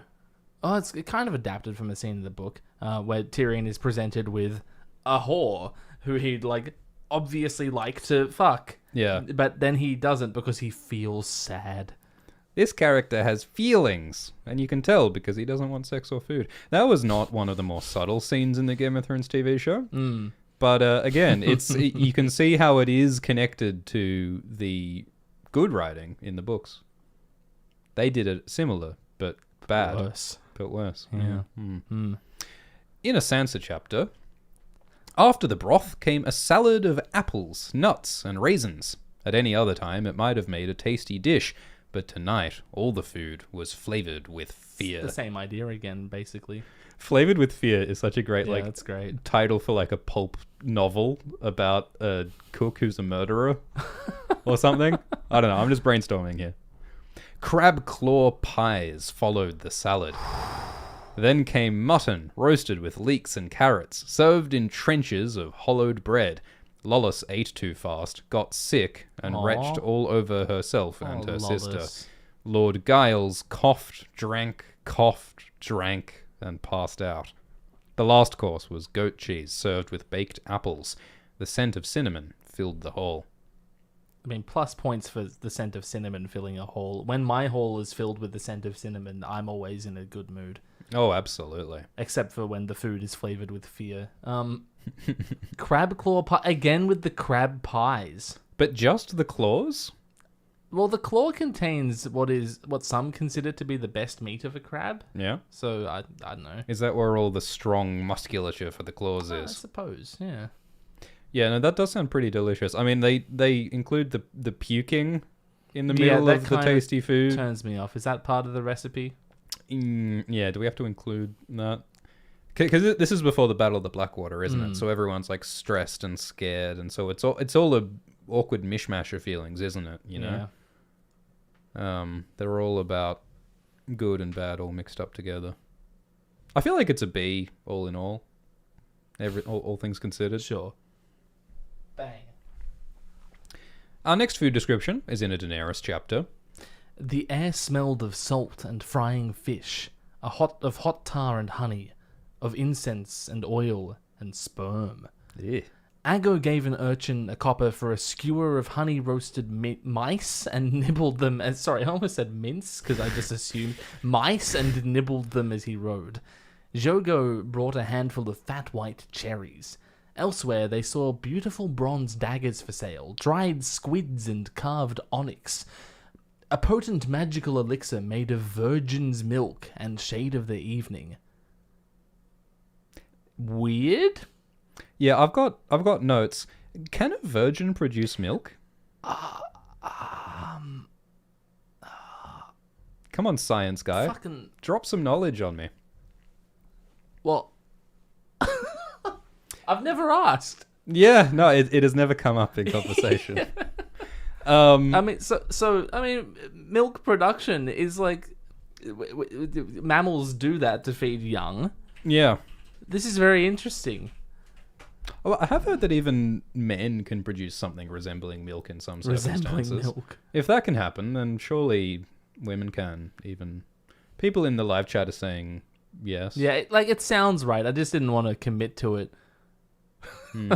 Anyway, this is fucking weird, this passage. Yeah, well, this is walking around the ports at Karth. And I think that what George is trying to get across is that there's a lot of exotic and strange and potent energy in this place. And also that George is maybe a little horny. Horny and hungry. Horny and hungry. What a combination. I think we'd best give this a C and move on. You know, honestly, no, yeah, go for C. If I'm a port side salesman trying to get you to buy my elixir, I would tell you that it's virgin's milk, Yeah. even if it's just milk. I mean, it seems weird that you need to specify. Yeah, like what does that add? I Are only, there any special properties of virgin milk? I only drink cow's milk from a virgin cow, personally. That must be so expensive. Well, it's difficult to check. God, let's move on. Our next food description is in a Sansa chapter. When a serving girl brought... Oh my... You give me whiplash. Sorry. When a serving girl brought her supper, she almost kissed her. Mwah. There was hot bread and fresh churned butter, a thick beef soup, capon and carrots, and peaches in honey. Even the food tastes sweeter, she thought. Sounds lovely. Yum. That's a A. Yep. I like how he specifies that the butter is fresh. Well, it does make a big difference. Peaches in honey. Mmm. Yeah. No, that sounds great. So Theon has taken Winterfell, and he's starting to realize that he might have gone a bit far in a few places. Might have bitten off a bit more than he can chew. To extend the food metaphor. Nice. Theon stared at the platter of oatcakes, honey, and blood sausage they'd brought him to break his fast. Another sleepless night had left his nerves raw, and the very sight of food sickened him. This is another case of that phenomenon we were describing earlier, where the food sounds pretty good, and the character is disgusted by it. Because this breakfast, it sounds like a good breakfast. And of course, the blood sausage hints at the violence that is to come, and the violence that Theon has done after he's killed the Miller's boys and all of that. Or it could signify a specific sort of sausage. Glidus, don't at me. I didn't actually in the tweet that we put out. Did you at me? This guy. Fucking hell. This guy. Our next food description is from a John chapter, still travelling with Corin. Corin insisted that the Rangers mix some of the Garen's blood, that's a horse's blood, with their oats to give them strength. The taste of that foul porridge almost choked John, but he forced it down. They each cut a dozen strips of raw, stringy meat from the carcass to chew on as they rode. I don't want it. That sounds fucking terrible. It does sound Mixing oats with, like, just fresh horse blood. Ugh. Oh my god. It does sort of parallel Daenerys eating the horse heart, doesn't it? Yeah. Like unwillingly eating horse for strength. And again, a blood paste, which is what this is, you know, exactly what Bran eats later on. True. Yeah, Daenerys, Jon, and Bran all eat unpleasant, bloody food as a sort of unpleasant sacrifice to get the power that they need to survive and achieve their goals. You're right what you know, George. That's got to be a... Yeah, it's not good. I mean, raw horse meat? Oh, God. No, I'm good. Our next food description is in a... Well, yeah, all right. We'll do the last clash thing. Not really a food description. Yeah, this is not really a food description, but what does Jojen say? The wolf ate, Jojen said. Not you. Take care, Bran. Remember who you are. So, this is about how Bran keeps walking into his direwolf Summer's mind while he sleeps, and they're traveling and they're hungry, but Bran is trying to get the experience of eating food through the wolf, and it feels good to psychically experience his wolf eating, but it's not actually nourishing his real body. And Jojen is saying that, like, you got to maintain your identity. If you die in the game, you die in real life. Matrix rules. No, it's really interesting, the idea that you can feel as though you've eaten and therefore, like, you won't give your body the nutrients it needs and you'll just wither it away without noticing. That's fucked up. Yeah, I mean, it's like existing, trying to subsist on fantasy instead of reality will kill you, you know? Yeah. Like, broadly, Song of Ice and Fire is about, you know, fantasy and questioning fantasy. It's about, like, subverting and disillusioning oneself from fantasies. And so I guess this is sort of tangentially like that. It's the importance of remembering reality and who you are amidst the fantasy. And that's why the curtains were blue. And that's why the curtains were blue. That was our final food description in A Clash of Kings. We've made it through 2/5 of the 7 books. That's 2 whole books done. We did it. Shall we do some super chats? Yes, I'd love to do some super chats. Thanks for the super chat from Bane's Basement, who says the next stream should be an A Song of Ice and Fire Portcullis tier list. Are there enough portcullises to sustain us for an entire stream? Well, the word portcullis is used 73 times in the series, so I reckon we got some material to work with. Holy shit. Thank you, Raphael, who says, I wish people paid me to review fictional food. Oh, God, that is Chase what's your happening, dream, isn't it? Chase your dream. Yeah, That's look. what we did. No one's stopping you.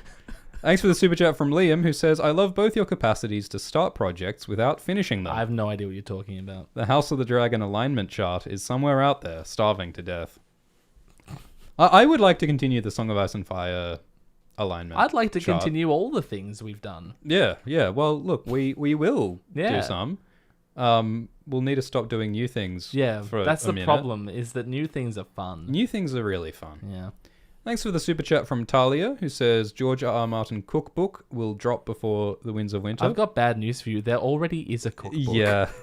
Yeah, look, it's beyond parody. You cannot parody George's slow writing because he has indeed already published a cookbook and a Game of Thrones colouring in book and a prehistory book and another prehistory book and a map book and another history book.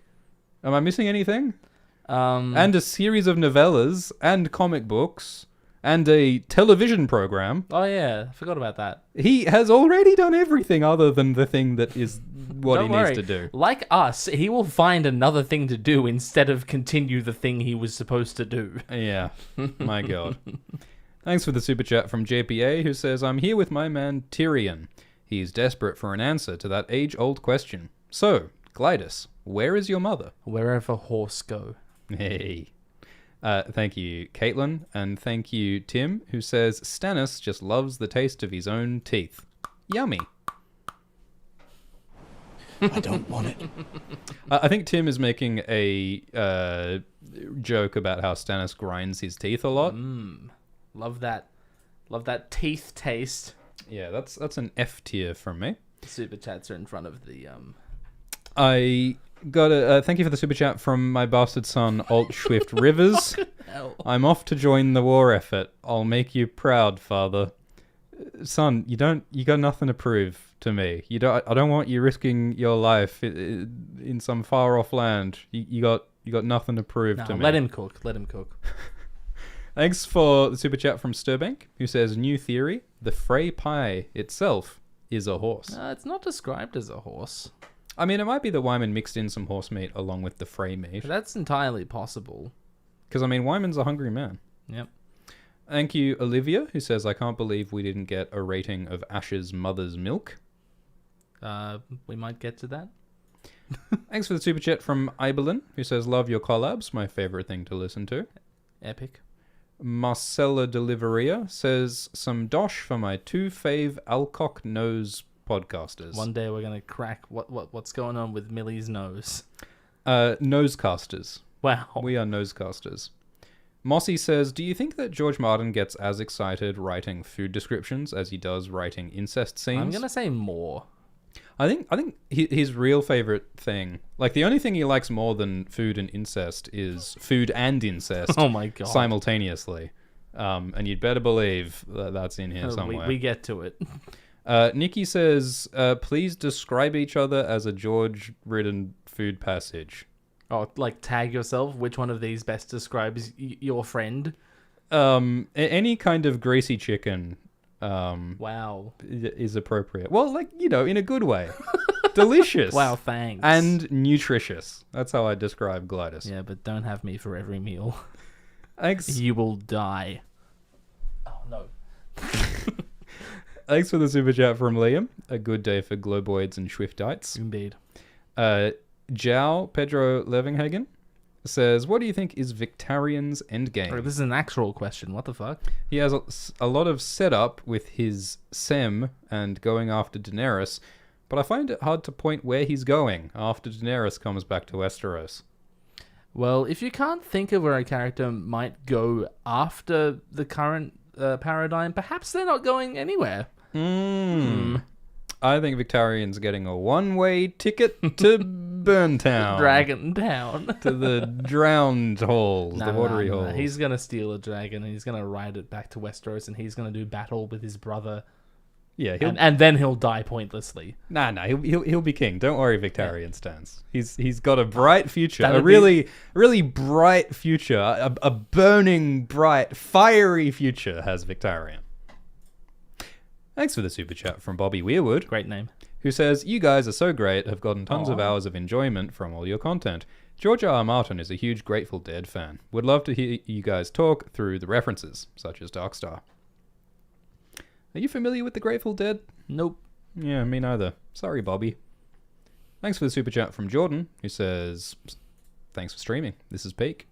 Nice. Thanks for the super chat from Jess, who says, off topic, but do you think Sansa will ever unlock her skin-changing abilities? Personally, I'm hoping she forms a connection with a bird of some sort. That would be very cute. Yeah, because the Hound calls Sansa Little Bird. Little bird. And she kind of already does have like a strong connection with Sweet Robin, who is a bird, metaphorically. Oh, no. No, I mean, you know, he, like, really likes Sansa. Like, he trusts her beyond what might be reasonable. Do you think Sansa is aware or will become aware that Littlefinger wants Sweet Robin dead and may in fact be deliberately poisoning him with drugs? I'm pretty sure she will clue into that very quickly. Although, like, that's Littlefinger's, like, obvious plan. And I don't know if he actually wants to do that because, you know, Harry Harding is harder to control than a sickly child. Yeah, it's probably true. That isn't related to Peter himself. And I imagine Littlefinger is perceptive enough to notice that Sansa is close with Sweet Robin, and she might not like it if he gets Sweet Robin killed. I concur with that. I don't know. It can go one of two ways. A big part of me wants to say that Peter isn't actually doing that. Yeah. I don't know. It's a complicated situation, but I think that it definitely could make sense if like Littlefinger harming Sweet Robin contributes to Sansa turning against Littlefinger. To address the question, there are lots of people who already think that Sansa does have some sort of psychic control over men. Oh yeah. Yeah, have you heard this one before? No, I haven't. No, really. Yeah, because like I think people see all the weird horny posting that George does, especially when it's concerning such a young girl, and like they chalk it up to her being psychically important, that she's able to like just woo these men without even doing anything, just by existing. And I think that's sort of cope for George being a dirty old man. Yeah, I think that's what it is. It's cope. Yeah. But George has said that all of the Stark kids have like some degree of like skin changing because her direwolf died so early, unclear whether Sansa can even develop that skill. Yeah. It's definitely a useful card for George to have up his sleeve. Yeah. Like, if he ever needs Sansa to get out of a difficult situation, skin changing into an animal might be the solution at some point. And you know that is important because it's a connection to Sansa's Stark identity, you know, like she is pretending to be Elaine, she's pretending not to be a Stark, she's like so divorced geographically and emotionally and physically from her family and her cultural roots. So embracing her power as a skin changer could be a great way to return to her Stark identity at some point. Sure. Just as Arya did. Thanks for the super chat from Olivia, who says, can we get a Cockabridged featuring Glidus? Extra tangents, please. Do you want to appear as a guest on the Game of Thrones Abridged podcast at some point? That being like your mainstay series, I'd feel like I'd be like stepping on your toes a bit. But if you're happy with it, then I'd be happy to. You'd be a very welcome guest. Yeah, no, I'd like to do that at some point. Sounds like great fun. Thank you for the super chat from DC42NR86, who says, Say the thing. Say the line, thing, Bart. Secret tunnel. There you go. It's become There you go. become a meme. Glidus singing the Avatar Secret Tunnel song, and I think it's just cruel at this I point. made this bed. It's like making a bear dance. It's just joyless at a certain point. Yeah. I hope you guys understand what you're doing to this poor person. What the fuck is this one? Thanks to Bane's Basement, who says, "What's your guys' opinion on the theory that the WB store is a store a high?" Are you talking about the Warner Brothers Yeah. Corporation merchandise store? Time Warner, which owns HBO, which houses all of the Game of Thrones merch currently. It's very, very deep cut, Bane. Yeah. It's I very- don't exactly see how it was born in salt and smoke, but perhaps you can provide further evidence on this topic. Well, perhaps Bane could produce a 40-minute video essay to explain this particular theory. Thank you for my bastard son, Alt Well, Shift no, he's a Mud. mud. He's not a bastard. Well, He's your long lost ancestor. yeah. Wait, but he's calling you dad. He doesn't know who he is. Well, what Mud is suggesting is that I married a Mud at some point before the extinction of House Mud, Several thousand years ago. several thousand years ago, which I can neither confirm nor deny. Mud says, "Dad, it has been years since you left us to get eel pie. Where have you been?" Where have you been? I'll be back soon, son. Just getting the eel pie. It's gonna be a great pie. I'm in line at the store. Thank you, Hayden, who says everything is drowned in butter. I was going to ask this earlier. Is there really no lactose intolerant person in Westeros? It's a great question. Because lactose tolerance, adults who are able to process lactose without producing problems for their, stomach, and the rest of their GI tract, constitute a vast minority of living humans. Most adults cannot do that, and it developed, I think, in far north Europe, where not many staple crops that are worth much in the way of nutrients grow, so therefore it became more useful for people to develop a tolerance to drinking the milk of their livestock, right? Whereas if you're in China or Thailand and you can just grow rice anywhere, you don't need to do that, right? Are people picking up what I'm putting? Are you sniffing what I'm shitting? So I was wondering, why is everyone able to drink all this milk and eat all this butter? Well, I think that what you're saying is that in the interests of scientific realism, George needs to include some scenes where some Reach or Dornish characters eat milk and then suffer some severe projectile diarrhea. Absolutely. We need a multi-page long description so that we can truly get some realism in our fantasy world. Thank you for the super chat from the TK Birdie FTW. Crab cake live stream when? Should we do a mukbang eating a crab cake live on live stream? Thanks for the super chat from Hoyd, who says, "Would you consider today's video your magnum opus?" I think it's up there. Yeah. Maybe not Magnum, maybe Cornetto. Thanks, Bronson. Thanks, Olivia, who says Victarion has stands. Well, Victorian has lots of stands. That's what's great about A Song of Ice and Fire, is that there are so many wildly different POV characters that no matter what kind of character you enjoy, there's someone for you to enjoy. I know people who skip the Victarion chapters. Really? Yeah. And I know people who skip the Brienne chapters. Really? Yep. I know people who skipped all the chapters and just watched the TV show. Oh, that sounds fucking terrible. It's certainly quicker, though.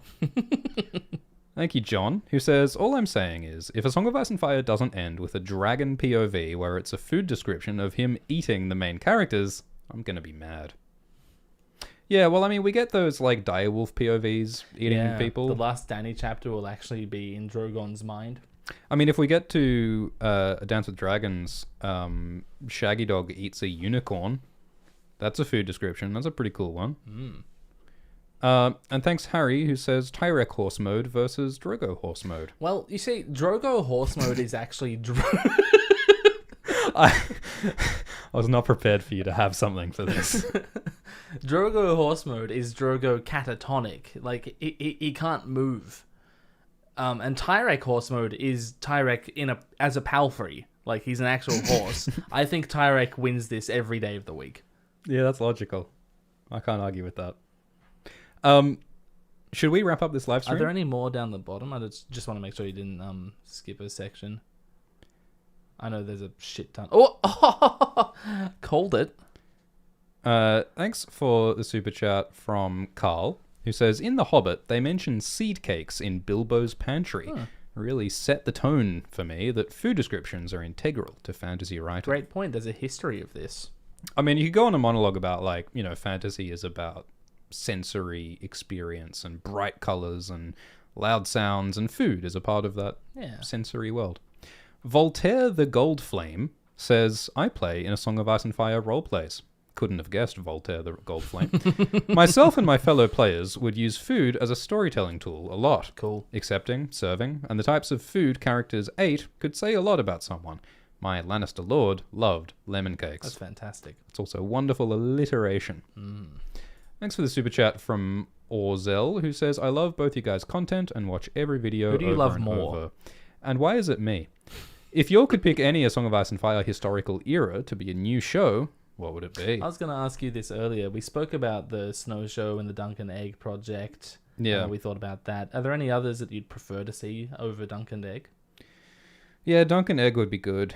People talk about Aegon's Conquest, but like I kind of enjoy Aegon's Conquest being a bit more mysterious and inscrutable. Like, Aegon as a character, I like that we don't really know what Aegon's deal was. And also, I think that Aegon's Conquest as a story is kind of a lame story, because the entire story is basically the Targaryens won because they had dragons. Capable man attempts thing, does it. Yeah, exactly. Loses slightly along the way. That's the only interesting part of the story. Well, I mean, it's interesting the way George writes it, obviously. But, like, as a story component, the death of Rhaenys and the conflict in Dorne is basically the only compelling struggle, I guess. Yeah. I think that George has talked about potentially making a TV show about Aegon IV, the Unworthy, and his bastards and his life. And I think that would be quite cool, actually. Could be interesting. Because there are some very colourful characters with, like, the Great Bastards, Bloodraven and Bittersteel and very Shiera. A lot of very saucy drama that goes on there. So I would watch that. Yeah. When I was working on my episode 8 video, up now for patrons. Hey. I realized how much I wanted to see the story of Alyssa Farman set to screen. Yeah. And then I realized, well, like, the way, like, you wouldn't make an entire show about Alyssa Farman. There's not enough written about her. But then I realized, oh my god, if you had a series that was like a biopic of Rhaenys, Rhaena, yeah, the Princess Rhaena, Yeah. Aenys' daughter, and like just followed her life from beginning to end. It basically covers the period between Aegon's conquest and mid Jaehaerys' reign, which is a very lengthy and interesting period that has her as a central character to most of its developments. Because she's the one who was, like, married to Maegor and stuff, She was right? married to Yeah. Prince Aegon. She was married to King Maegor. She was married to Andro Farman, and they have this weird little slice of life bit. And then, you know, she falls in love with his sister, and they're lesbian queens. And then she runs away, steals dragon eggs, goes off to the other side of the world. It's just so fascinating. I think it'd be awesome to see. Yeah. Yeah. That she's so, like, intimately involved in so many of these huge historical events. And she's so tragic as well. Yeah. And there's so much we don't know about her because her story is told only sort of incidentally through these dry historical books. And through the lens of a historian who doesn't seem to care for her very much. Yeah. Yeah. No, I think you're right. Like, in the same way that House of the Dragon did a good job of turning a sort of dry, sparse history into this rich, living drama. Yeah, I agree. Rhaena could be really cool as well. Thanks for the super chat from Arctos, who says, Mr. Swift, please tell Mr. Shift I am once again asking for the Philosophy of June video. This is why I don't put up with old Shift X's shenanigans. Like, old Shift X said that there would be a Philosophy of June video, like, a year ago and still Don't get me hasn't made started it. on the real Jon Snow video. Oh, the real Jon Snow video. When's that gonna And bloody happen? When's that Shiv? guy gonna recap Game of Thrones season 1 episode 2? Huh? Yeah, Old Shift X did a video analyzing Game of Thrones season 1 episode 1 and then did not continue to do the subsequent 40 episodes. What is he, what a lazy? loser. What is that? What is that guy got other stuff going on in life? Ridiculous.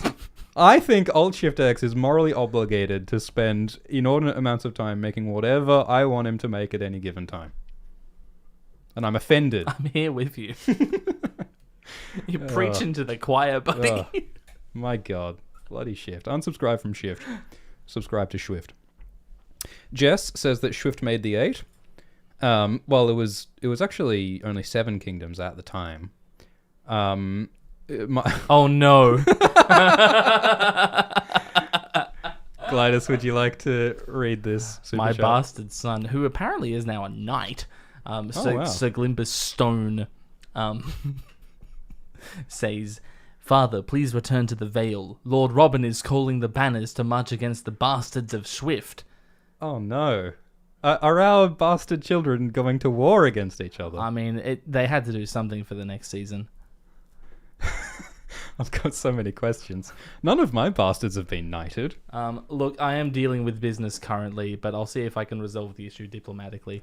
I think you're a better father than I am. Oh, absolutely not. Thanks for the super chat from Alex, who says, "What if the Jon Snow show is about White Walkers? Night King isn't really dead. Somehow Palpatine returned. We get Azor Ahai magic prophecy that was missing from season 8. But Melisandre is dead, you say? We're bringing back Kinvara." I'm on board already. Suddenly, you've swayed me. Yeah. What if we made a sequel to Game of Thrones that ignored everything about Game of Thrones and made it good? Well, I guess that doesn't sound too bad, does it? But yeah, I don't think you can do it retrospectively, you know?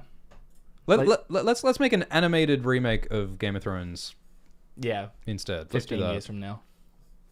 Thank you, Violet, who says, "Thanks for all the both of you do.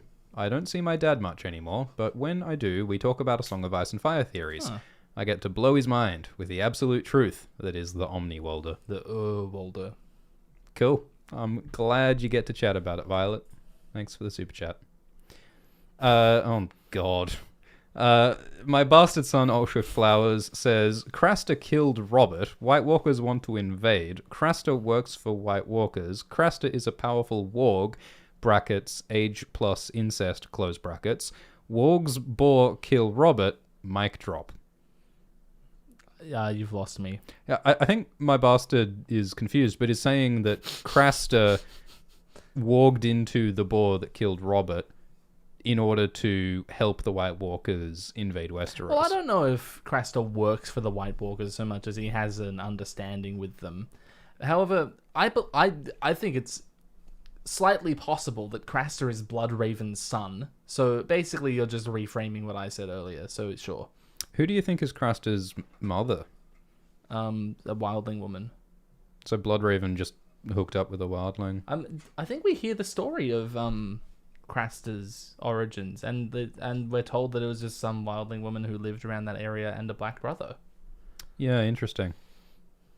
Yeah, I mean, that's another historical period. Like, I would love to see Bloodraven as Lord Commander of the Night's Watch. A biopic of Bloodraven? Fuck yes. Yeah, that would be amazing. Who would play him, though? Who looks unhealthy enough? Gary Busey? Thank you, OldSwiftX Blackfire. Thank you, Jess, who says Cold Hands is Bran's white Sona. True. There's a new sentence. Thank you, Hayden, who says that Cold Hands is the harpy, hence the face covering.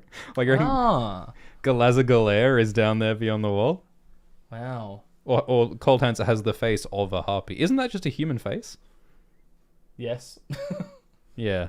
Thanks. So you have the face of a harpy, assuming you have a human face. Well, don't tell them that. Thank you for the donation from Blaine, who says, "I need House of the Dragon to continue into the Blackfire storyline, so we can finally settle if it was Daeron or Daemon that Brynden loved. Also, my dream is to see Aegon IV represented by Mike Myers Oh my in his God. full fat bastard getup. There are some similarities between the characters when you think about it. Yeah. And yeah, like Blaine's referring to Bloodraven Brynden Rivers says that I have my own ghosts, Bran. There was a woman that I desired, and a brother that I hated, and a brother that I loved. And he loved Shiera. He wanted Shiera, and he hated Bittersteel. But did he love Daemon Blackfire, or did he love Daeron? What do you think? It's juicier if he loved Daemon. Yeah, I think so too. I'd like to think... I mean, we don't know enough about these characters to really say, but I think that if it were... the relationship between Brynden and Daeron is more like a boss relationship, like, you know... Yeah. The kind of the way that Stannis felt about Robert. Yeah. Like, well, he's the king, so I'm going to do what he says. I think another angle is that Bloodraven is such a manipulator, and there are hints that he sort of manipulated the Targaryen bloodline for a long time. And so I wonder if it wasn't just Bloodraven, like, being obedient to Daeron. I wonder if it was Bloodraven sort of manipulating and influencing Daeron as well. But, I mean, that was fairly early on in his life, so maybe he wasn't quite so Machiavellian yet at that point. Felix suggests that we do a heraldry tier list so that we can express our opinion about House Wode's hedgehog heraldry. They're so cute. We are going to do that one day, aren't we? That would be really cool. We got to write down these ideas. Thank you, Hoyd, who says, Glidus, will you ever top President's Debate Jon Snow? Yes. Oh my god. Have you got an idea for your next shitpost? The next shitpost comes out today. The It's part of the Silly Day Week Glidus Extravaganza. Wow, it's a whole festival of Glidus content. Yeah, because you're putting out the House of the Dragon episode 8 video, right? When the YouTube robot says I can. Yeah, cool. Well, everyone go and subscribe to Glidus and turn on the notification bell and slap Hit those the likes. bell, holy shit. People don't even bother to say that anymore because they know that YouTube just won't, no matter what we Doesn't tell matter. it. Hit the bell, fucking wave a cod around in someone's face. It doesn't matter what you do, YouTube still won't put my video in front of you. Thanks for the super chat from Remy, who says, A Song of Ice and Fire dad tier list on a scale from Crasta to Crescent. Mad respect for putting Crescent at the top there. Yeah, that's beautiful. Adoptive dads are very much a thing in this series, aren't they? Like Ned. And Bloodraven. Bloodraven? Yeah, he's Bran's adopted father. Oh, I don't like that. I don't like that. Folks, I think it's time to wrap up this live stream, isn't it? It's bedtime. Yeah, it's been almost 4 hours. Thank you so much for watching and participating, everybody. This was The bomb. what a way to end it. What a way.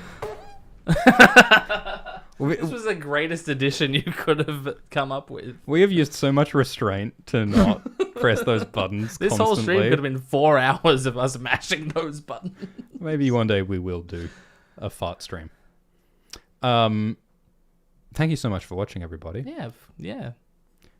This was fun. We got through the first 2 books in the series and ranked all of the favorite food descriptions. I would call that a rousing success.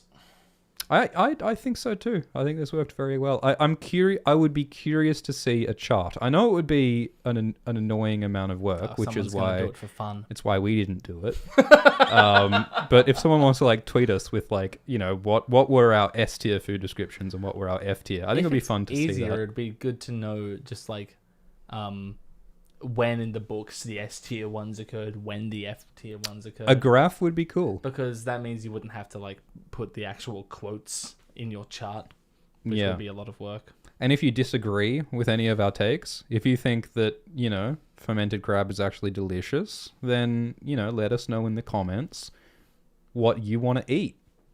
How hungry did this stream make you? Happy Ramadan. Happy Ramadan. Yeah, thanks everyone, and see you in the next one. Like and subscribe, check out the links in the description. There's a link to Glidus's rock band in the description as well. Really? Cool. Yeah, go check it out. Go listen. And see you in the next time, guys. Yeah, nice. Cheers.